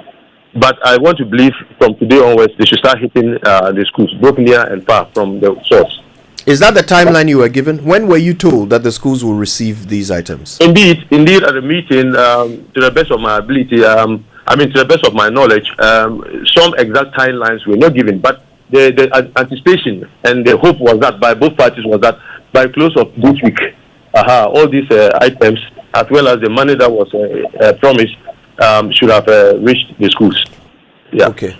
So you're expecting the money also by the end of this week? We were expecting. We hope that all the, there are a lot of processes that are involved, and we just hope that, like I said, our Director General, the Chief Director of the Ministry of Education, is working closely with the government to make sure that these things are enacted. So we just hope and pray that these were decisions that were taken at a very short notice, contingency method. So we can understand this, but we just hope and pray that everybody, anyone who is in charge of making sure that these things are done, are worked on, to do the work well, so that these schools actually get out of these problems.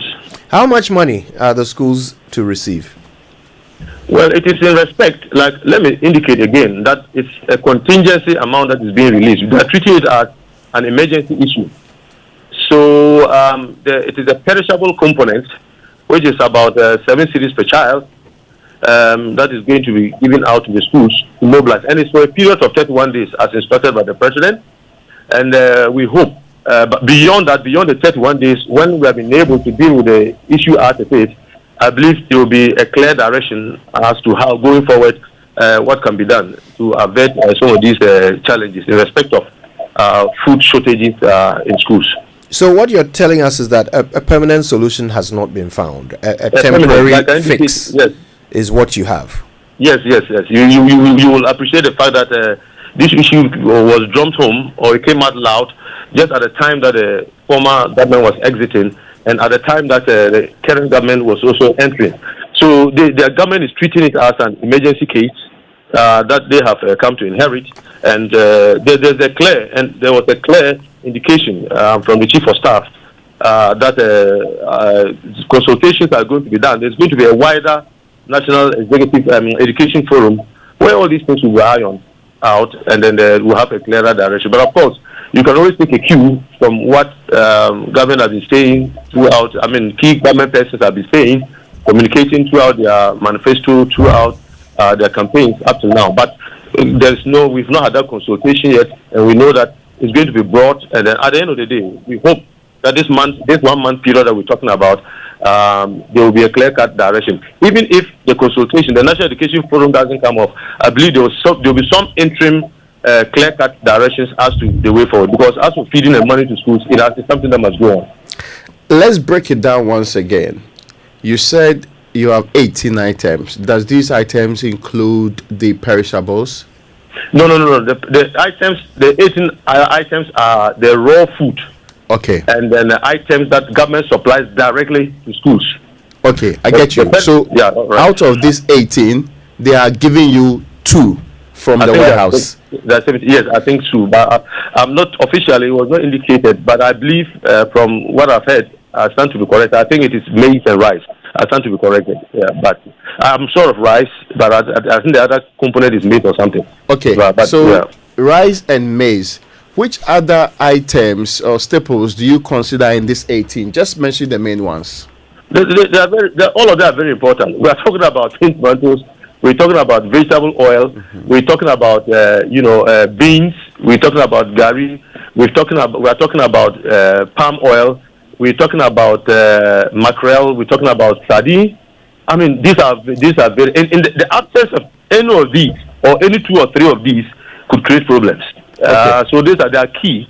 They are all very, very key. But if you want to talk about minimal standards or basic survival, then definitely you will talk about the key cereals like rice, maize, millet. Then you can immediately talk about, if you want to talk about things that will do with the cooking, you can talk about vegetable oil, you can talk about what you call tin tomato, you can talk about mackerel and sardine. So these are, but they are actually all, they are both very, very key. Yeah, they're very key. But what I wanted to find out, Mr. Barrow, what I wanted to find out is the additional money you are being given. Are you being given the money for the additional things you need, or they are for the perishables? They are you see the perishable component as it stands now is 7 cities, 50 pesos per student. You understand? Okay. Now the arrangement until now has always been that because government supplies the raw food, government used to retain. Government used to give only 2 cities, 10 pesos to the schools. All this while, that's what was given to the schools for us to do the perishables. That is buying the ingredients, maintaining the kitchen, buying gas, buying firewood in some cases because not all the schools have gas. So only two cities, 10 pesos was given out from the 7 cities, 50 pesos. The remaining money was also retained by government, and that's what government used, to now supply the schools with the 18 food items.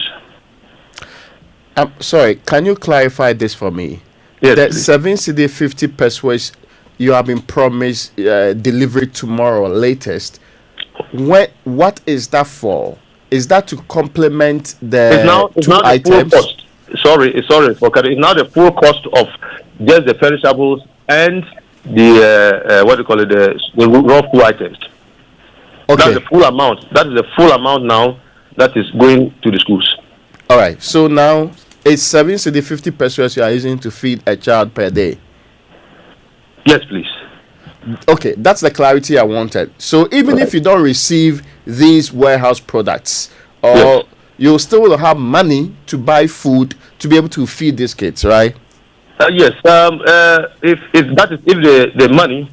the money really hits our school accounts, we should be. But as I indicated earlier on, the situation is still as we've talked about it, except that maybe in 1 or 2 instances, in very few instances, because of our cry, some few stakeholders like PAs have come to the aid of some schools, but some are still in that dire situation as we find ourselves. Like we said, we just hope and pray. There were not exact timelines that were given. Let me re-emphasize at the meeting, but it was anticipated and it was hoped that by close of week, that is hopefully by tomorrow, something good will reach the school. So it's not even a deadline. It's not even certain that you are getting the money tomorrow. That's what you're saying. Well, I cannot put I cannot put my hands on that.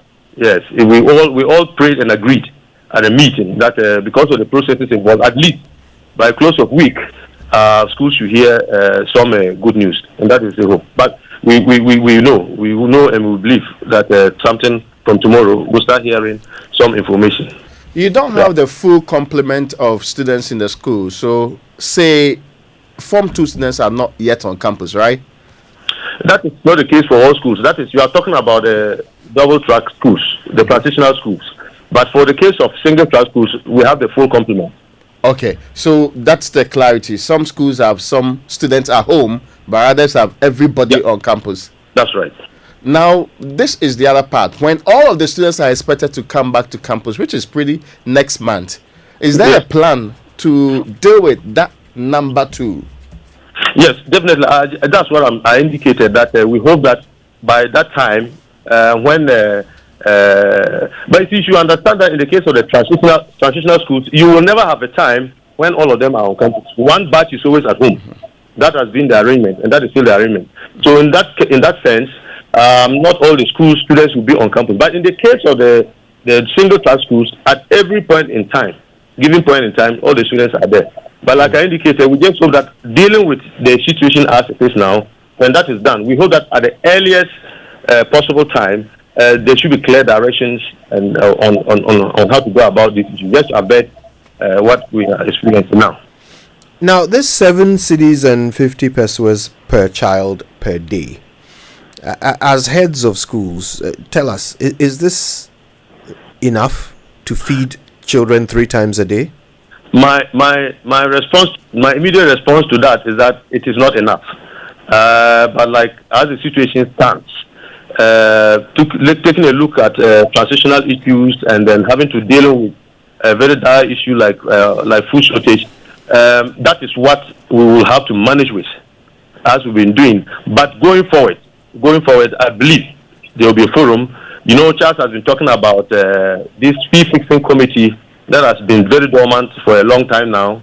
I believe we've made a very strong case to government that they must make sure that we revisit the fee fixing committee as it used to exist earlier on, so that we can look at these figures and then come out with something that is realistic in terms of ability of government to pay, and realistic in terms of meeting at least some minimum standards of feeding in the school. So I believe for now it's not enough, but if we get it, I think we can manage with it for now, and then in the nearest future we'll all arrive at some agreeable figures. We'll work it out. We're working it out already.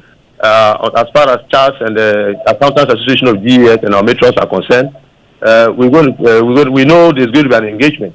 So we are putting all those processes, in place, putting ourselves in readiness. As and when government has put in place, the minister and all the structures are put in place, I believe we'll go beyond that. Right. You've indicated that the meeting you had with the Chief of Staff didn't actually come up with any solid timelines for the receipt of this money. You are hoping that it will be this week. Yes. If it doesn't come this week, what's Chas's plan for next week? Evans, let's hold on. Our prayer comes true. If it doesn't come this week, definitely we'll have to still keep pushing our DG, who is our major liaison in this, and the chief director at the ministry. But we believe strongly that at least over the weekend, Friday, Monday, something concrete should have materialized. Let's hope and pray. Very well. Thank you very much for your time with us. I'm grateful, Evans. It's Kojo, not Evans. Kojo, sorry. Right. You didn't introduce the crew to me before. Well, there you go. Thanks so much, Kojo. You're welcome. That's Primus Barrow, National Secretary of the Conference of Heads of Assisted Senior High Schools. And I guess now we know what the way forward is. There's a temporary emergency plan in place set up by government to provide them with money to buy food items to feed the children. They are hoping that money will arrive by the end of this week. It's 7 cedis, 50 pesos per student.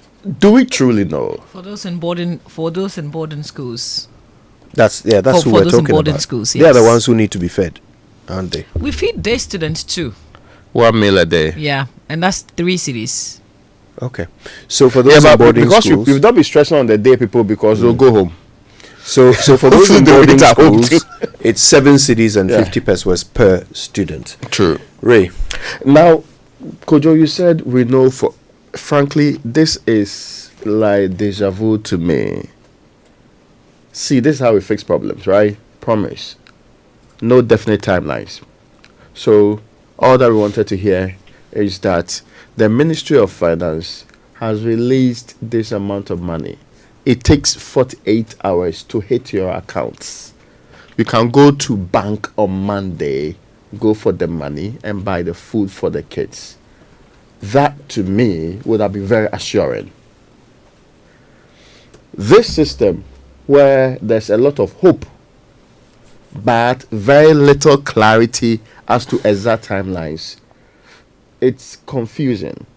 It's confusing because it will then be dependent on us to be pushing and asking Charles and GES because there's no education minister today. What is happening? I hope you get my point. Hopefully we don't come to the point and there's no finance minister too. There are representatives for some of these ministries, but there's no finance minister too.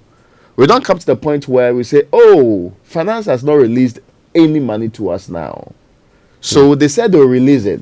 It's gone to controller. Then, and this is how the conversation always happens. That we are inching into a new month. So we'll give them 1 week. There were some hiccups. We'll be able to give 20 out of this number of schools. Then they'll play it along till we get to say next month. And so, there were some other difficulties that we're concentrating on. And the emergency popped up elsewhere. So we couldn't do so. That's why I'm not one of those who is easily satisfied with. We'll come out with a plan. We would release. I have heard enough of the will do things not materializing. I am hoping that I don't know if they could have exacted more exact response from the people, but it appears that the representatives were GES with central government, so these people could just be informed about what's happening, and they are headmasters. They cannot talk the way I'm talking to government officials, because they may be taken from Bupugu to another area they may not like. But I am telling government, you have a responsibility you have adopted, you wholeheartedly accepted, to feed the kids. Stop giving yourself excuses, because this is not the first time we have had a program to feed children. We've had it for God knows how long. Every time they tell stories around it, as if we cannot fashion a way out. I remember when the previous government changed that system of giving money directly to schools, their biggest argument, and Professor Pukwamenka told me, he said that 15 million, there's a school that incurred debt of 15 million. They could not even explain how they came by that. So government had to take over the debt and pay. They don't want you handling that kind of commercial transaction with anybody. So they will be the ones assuming and acting on behalf of government. It appears that is creating its own problems, whether it's because of transition or whatever. We should smoothly have. It is the reason why institutions like GES are not partisan in nature. So that if a minister is not there, we still have GES and other civil servants and public servants running. So some of these normal things we expect to happen, not big ticket decisions like which formula to use, but normal things should be happening. We can't say kids cannot eat because we are transitioning. Look, this thing is, we are not at war. This thing is multifaceted, and for the first, I mean, it does happen sometimes. This is not the first time. But on this rare occasion, I feel some sympathy for the government. You can tell that the reality is not matching the expectation. So President Mahama announced quite boldly and confidently at the church Thanksgiving service that they were going to supply food items from some warehouse to these schools in the interim while they figure out the long-term solution. I have no doubt that he made that announcement based on a briefing that told him that we have some items in some warehouse somewhere. And then they go and find out that they have only 2 out of the 18 items that are needed. You see where I'm going with this. So the reality is not matching the expectation. And it is a very common thing when a new government takes over. You will start uncover, you dig and you uncover that, okay, what you've been told, what you saw during the transition is not exactly what is there, for you to work with. I suspect that a lot of that is going on, which is impeding government's ability to give actual timelines. I can see that. Now it's a problem because at the end of this whole process of confusion are hungry children. And that is our concern. That something must be mobilized from somewhere on an absolute emergency basis, that this must happen now so that our children eat. And they can eat for, say, the next 2 weeks. That gives us 2 weeks to breathe. We then come back and figure out what we have, what we can work with. As for that national forum, dear, for me, it's something in the future. It's a futuristic thing. The children must eat between now and that forum. And that is my concern. So I have some sympathy for the new administration. I can tell that they are realizing things that don't match what they expected. But there must be a way to step outside this to create an emergency solution that will feed these kids now. Nothing should be more important. Let's feed them. Then we'll come back and figure out what mess we have left to work with. As a parent, if I had my children in secondary school, now irrespective of the plans that government, the arrangement that government has reached with CHAS, I still will go to the school and give them what I have, what I can afford. I think that we owe it to ourselves. We have a responsibility, and don't just provide for your child. provide for more than the one child that you have in that institution, whatever it is that you can afford. Because we need to keep it running. I suspect that parents are doing this. But Yeah, you it says see, PAs, the parent associations. We just remove the teacher from that conversation because you see, I suspect parents are doing this, and I mean, I'm sure no parent needs to be told that they need to look out for their children, and if they can look out for others, then I'm sure they will. Because at least you can take it without hiding it now. It is defeating the whole purpose of announcing to people that now your children can be educated for free, right? Free SHS.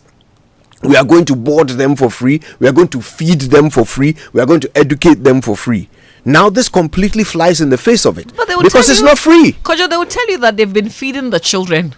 Kojo, You know, because they pay so much money, even to the schools on the site, for them to be able to feed their children and give them well-balanced meals. Mama, Except who is now paying that money on the side? They can do it without hiding. No, who are you talking about? The parents. I'm talking about parents. I'm talking about the whole concept of free SHS.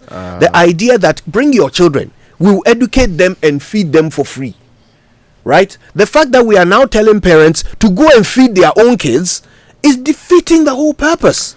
I mean, what she is saying, and I agree, because I take care of people in senior high schools. Kojo, if you rely on just something small in a, say, chobos or in the bag with the child to go to school, you are really hurting this child. Every parent knows that, except those who cannot afford. In fact, it is sensible to plan in such a way that the supplements you are providing for the child is almost daily. So how do you do it? So if you are buying, say, milk powder, you are buying them with the intent that you are supplying per day, because their meals, and Winston told us about how he was shocked that they can have one breakfast without another complement or so. So these things are real. If there are schools that it makes sense that you give enough money to the child, because they will sell bread just outside the dining hall so that they can take the bread and take it in there. I mean, people stopped complaining because the complaints were converted to attacks. Yes, people really moved on with their lives. And I mean, yeah, but now it appears that the lid has been removed. The floodgates have been opened. So these conversations can be had without any difficulty. I keep on saying that our plan to feed, to house, to actually provide quality education at the secondary level for almost the millions that are in our schools is a bold one. Please, if it requires that, not doing anything else, but making sure you prioritize this. And by anything else, I mean, don't go and do $250 million football projects. I mean, I'm also saying don't do cathedral, do this. I'm saying don't, if there are top priorities of state in the social sector, it is health, education everywhere in the world. Even for the most capitalist of states, priorities, health, education.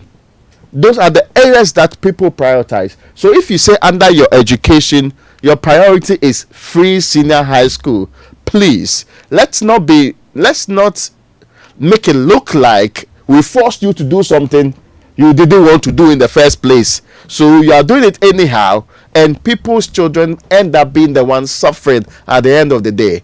I know this will pass.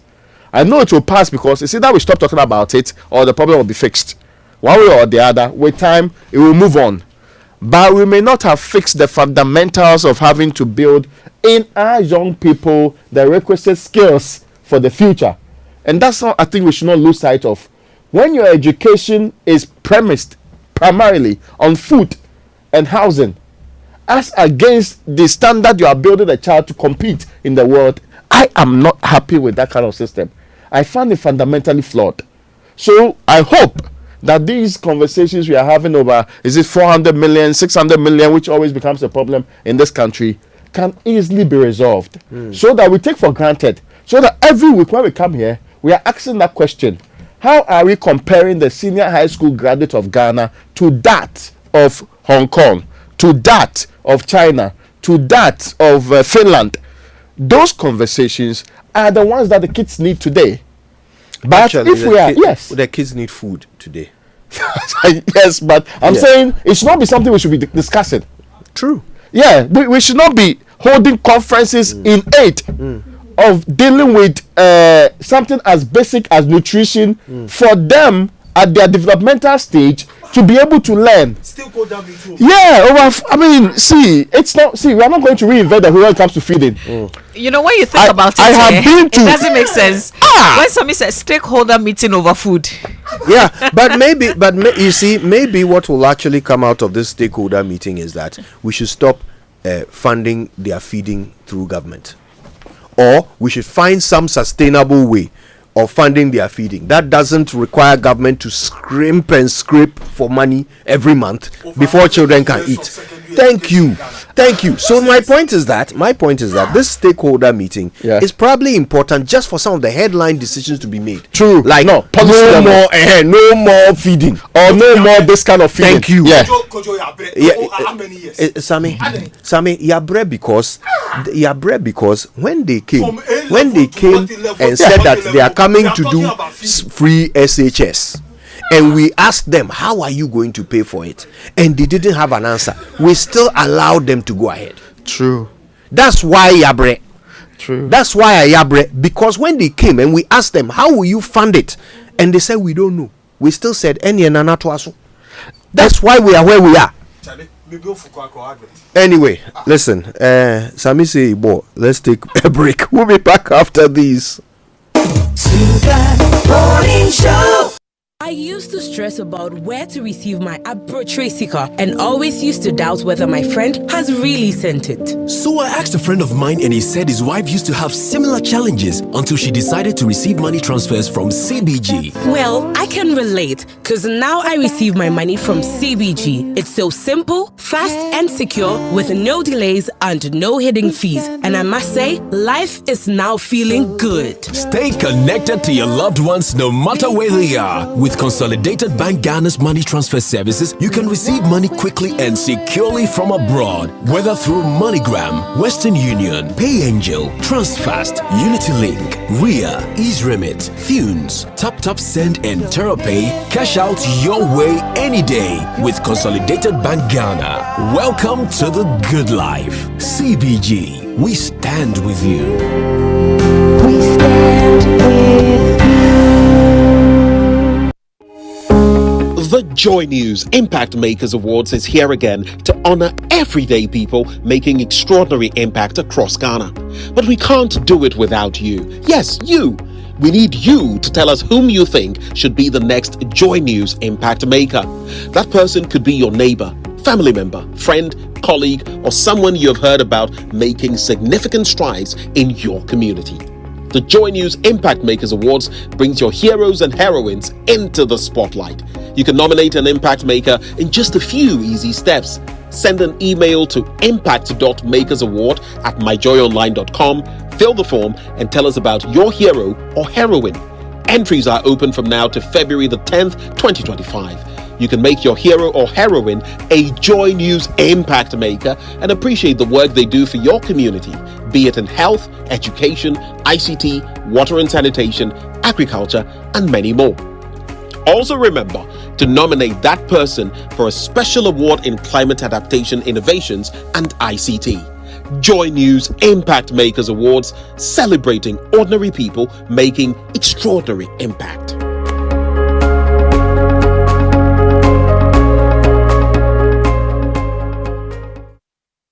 Coffee in your cup and Joy on the set. The Super Morning Show is always the best bet on Joy 99.7 FM.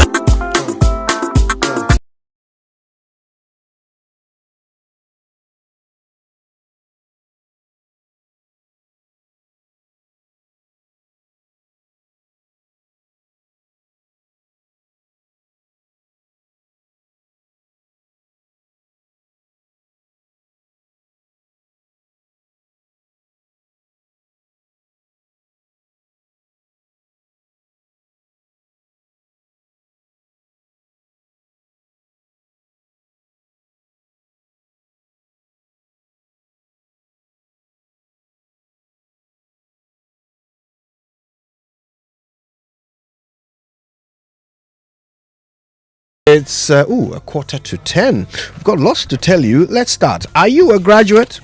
Are you looking for the next step in your educational journey? Well, you can study abroad in countries like Australia, Canada, UK, US, Ireland, New Zealand, and many others. These countries have an excellent reputation for teaching and research, and you could work part-time while you're studying and get up to 4 years post-study work visa as well. Now, what do you have to do for all of this? Well, just contact Astolinks. They can get you started this month. Astolinks will give you information about admissions, scholarships, and how to secure your visa. You'll find them at number 4A Popo Street in East Legon, or you can just call 0265 341 070. Go visit them on their website. It's astolinks.net. Astolinks, pathway for success. Now, to all you female entrepreneurs like Mama V, agribusiness owners, and young entrepreneurs out there, we see you and we understand it. Am I the only person when it comes to we see you? I just remember Samira Bamia. We see you and we see. But we understand the challenges you face. We see loans. Yes, we your see story. and we see 10%. Your story matters, and we are here to support you every step of the way in partnership with the Mastercard Foundation. ABSA is offering SME loans at an unbelievable 10% interest rate per annum. We see you and we see 10%. 10%. Yes. Imagine having access to up to 1 million Ghana cedis. I almost said US dollars. Completely. This is something that you see to collateral free. Yes, this isn't just talk. We've already disbursed 600 million Ghana cedis, supporting 1,600 businesses within the past year. And we are especially proud that out of that number, 67.3% of our business and beneficiaries are women-owned enterprises. Your success is our success. If you are ready to write the next chapter of your success story, visit our SME project office nearest ABSA branch or our website absa.com.gh. Your story matters. ABSA means that the money did the woman there. Plenty. Egalo. Yeah. Women's side. That's why you have to bring your mind now. But from January to June 2025, Enterprise Insurance is giving you more reasons to smile on the road. Buy or renew your existing motor insurance policy and enjoy amazing rewards, free fuel coupons for your car and airtime for your phone. It's that simple. Insure naturally. With over 100 years of trusted experience, we're here to secure your peace of mind. Visit any branch, connect with your insurance agent or broker, or use the Enterprise Advantage app for convenience and enjoy free fuel coupons and airtime instantly when you buy or renew your motor insurance. Enterprise Insurance is rated AAA by the GCR for financial strength and claims paying ability. Terms and conditions apply. Enterprise, your advantage. Right, Afishiapa, give your eyes the best attention and care they deserve this year. Don't play with your eyes, crap. With 34 plus years of experience, Robert and Sons Limited Optical Services continue to offer comprehensive eye care services. Okay, so you can get all-day comprehensive eye testing with modern equipment. You get eye specialist services, pediatric eye care services, visual field testing, optical conference tomography scan. That's the OCT scan. Or 100% original, unbeatable frames and optical products. That's optical coherence tomography, not conference. Also, you get contact lenses and solutions. Corporate eye care services are also available, among others. Go visit Robert and Sons Optical. They are in Adabraka at Usudankwa Circle, Tema Community 6, Weja, East Legon, Adenta, and in Kumasi. If you want to know more, call them on 030-222-2601 or just go to robertandsonsoptical.com. They're also on Facebook, Instagram, and Twitter at Robert N. Sons Ltd. Robert and Sons Optical Services. Seeing is believing. Now, sending money across Africa is now easier than ever with PAPS. Now on your Fidelity mobile app, instantly send money to Nigeria, Kenya, Gambia, Liberia, Guinea, Sierra Leone, Djibouti, Malawi, Zimbabwe, and Rwanda securely, affordably, and in Ghana City. Because you've been to all of these countries, not all of them, no. Or you have representations in all of them. No FX is needed, that is foreign exchange. Here is how. Log into your Fidelity mobile app, go to transfers and select PAPS transfer. It's that simple. It is so simple. Whether it's for loved ones, or business. Experience the convenience of transferring money without wait or high fees across Africa on your Fidelity mobile app, or visit our branch. Anyone near you, we are here for your journey. Believe with us, Mr. Yanks. Continental African Unity. Now, the University of Ghana Business School has opened applications for its 1-year Sandwich Masters program. The programs on offer are MSc Accounting and Finance, Clinical Leadership and Management, Financial Risk Management, Forensic Accounting and Fraud Examination, Hospitality and Tourism Management, and International Business. There's also MSc in Logistics and Transportation Management, MA Marketing Strategy, Organizational Leadership and Governance, MSc Procurement and Supply Chain Management, MA Public Sector Management, MSc Public Financial Administration, and MSc Tax Policy and Finance. Potential applicants and the general public are specially invited to the virtual information session for the postgraduate programs is today, this Thursday, 16th at 4 p.m. It's a virtual information session. The link for the information session can be found on all University of Ghana Business School social media platforms. For more inquiries, kindly visit the UGBS website or ug.edu.gh or simply call 059 550 8270. Okay, then, what a way to kick off 2025. Holiday Inn Airport City is now Palms by Eagles. They're offering a fresh, delightful experience. The newly improved hotel is ready to welcome you with unmatched hospitality in the heart of Ghana. So don't miss their Sunday brunch with assorted flavors at a discounted rate of 300 Ghana cedis. Come and experience elevated hospitality like never before at Palms by Eagles. All right, Kingdom Books and Stationery Limited is organizing the end of year furniture promotion, which has been extended to November. All through. It's actually ongoing. So go ahead and visit Kingdom Books and Stationery and get 10 to 15% discount on all furniture in their shops. Tema Kingdom Books and Stationery is near Community 4. The head office is at Akweje Takrady Market Circle, Cape Coast University Bookshop, Spintex Road near APSA Atomic. Find Kingdom Books at the Center Point Mall, Winneba University Campus, KNUST, and Santase in Kumasi. You can also shop online, kingdomstoreonline.com. For inquiries, contact Kingdom Books and Stationery on 0501 620 810 or 0302 764 101. Send an email to info@kingdomgh.com. Kingdom Books and Stationery Limited, where quality and affordability are assured. Terms and conditions apply. Have you ever thought about true convenience and what it means? Well, let's keep it simple. Convenience is finding the easy solution to everyday hassles. And speaking of easy solutions, have you heard about M-Care from MTN and MedPharma? That's convenient healthcare for everyone. Let's face it, being sick is no fun. And neither is waiting in long queues for healthcare. Some hospitals are, no, you wait. But with M-Care, all the hassle disappears. With the silver or the gold package, you get to choose between 10 Ghana cedi or 161 Ghana cedi per month and enjoy access to a doctor anytime, anywhere, and an efficient e-pharmacy with medication delivered to your doorstep. Some doctors, every time they are in a theater, but this one's not like that. You don't get that. And guess what? It comes with life insurance cover for hospitalization and death, and health insurance depending on your package. Unbelievable, right? Now, I ask, what's more convenient than this? Download the MedPharma app to sign up to the gold or the silver package today. All right, well, if you're looking for reliable, uninterrupted electricity supply, then Deep Solar Ghana has you covered. For only 58,000 Ghana cedis, you can go fully solar and enjoy independence from the grid. No more lights off or power fluctuations. Just peace of mind and savings. Call Deep Solar Ghana now on 059 549 4113. That's 059 549 4113. Go visit deepsolarghana.com to learn more. Remember, your energy independence begins when you call Deep Solar on 059 549 4113. 113.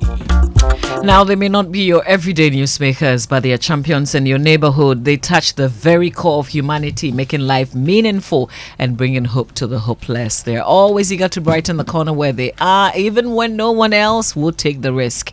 They are the first to take the initiative in the quest to change the narrative, even with their personal resources. If you find them worthy of celebration and national recognition, then nominate them for the Joy News Impact Makers Awards 2025. The call for nominations is open now through February 10. So send your entries to impact.makersawards@myjoyonline.com to recognize your community hero. Joy News Impact Makers, celebrating ordinary people making extraordinary impacts. All right, lots of messages coming through. I'm going to read this one before we even read the tweets, okay? This one was sent through to me. It says, Kojo, last term we sent food every weekend to our son in Achimotau of all schools. The day he called to tell us that they've not been fed for 3 days, I couldn't sleep. This was in December. The following day, they were fed with gari for about 3 days again, and then they were vacated by force because we knew they would be vacated on the 20th, but suddenly they were asked to come home on the 5th. So we sent him fanti kenke with dry fried tilapia that can last for a week and has to shift to dry fried gizzard. Galamsey, a druma, I don't know what that is. Sometimes my husband has to go to the school in the afternoon and park strategically along the classrooms so that when they close and he's passing, he will give him lunch. Imagine if he was outside Accra. Yeah, I have a friend who actually does that. Son is in Persec. This one's at Black Snow, says, I would rather take an expensive and quality education rather than a free but poor one. At Kwejandaskwam Ponsa says, the greater focus should be having a standard for food quality in senior high schools, because some of the food we were eating even when we were paying fees was bad. Also, free SHS should reform to exclude boarding cost and have one free lunch for every student. Boarding should be the parents' choice. This one at Father Nathan says, is government paying the money meant to feed the student on time? Some heads are pocketing these money, so government should stop providing food stuff for the schools and give the schools the money so they can decide for themselves. A final one at Original Boy says, NPP was a government with misplaced priorities. You can't feed school kids, but you want to provide them with laptops. Make them chew the hard disk. Well, with a question mark. Thank you for the tweets. That was supposed to be, PG, right? But the way you read that, make them chew the hard disk. I was just reading. We know. It is error related. Look, really? this is a ridiculous problem to have. Okay, it's a ridiculous problem to have. So we're saying that we can afford 7 cedis 50 pesos only per day to feed our children, but even that one we can't pay it. Obviously, we haven't been paying it, which is why they are hungry. Are you sure that these parents who are now driving cars to their school to go and feed their children through windows would not pay easily 10 cedis, 20 cedis a day to feed them well in the school? Some of the students are going for classes. The amount of money you give them is way more than how much they'll be giving so them. Really, why is it? Anyway, Charlie. Thank you all for listening. We're so pleased you spend the morning with us. We're back tomorrow with more Friday edition. It'll be great. Stay with us for it. But until then, keep it locked on Joy. My name is Kojo Yankson. I'm the morning man. Raymond Akwa. My name is Mama V. We'll celebrate the birthdays tomorrow, God willing. Have a good one.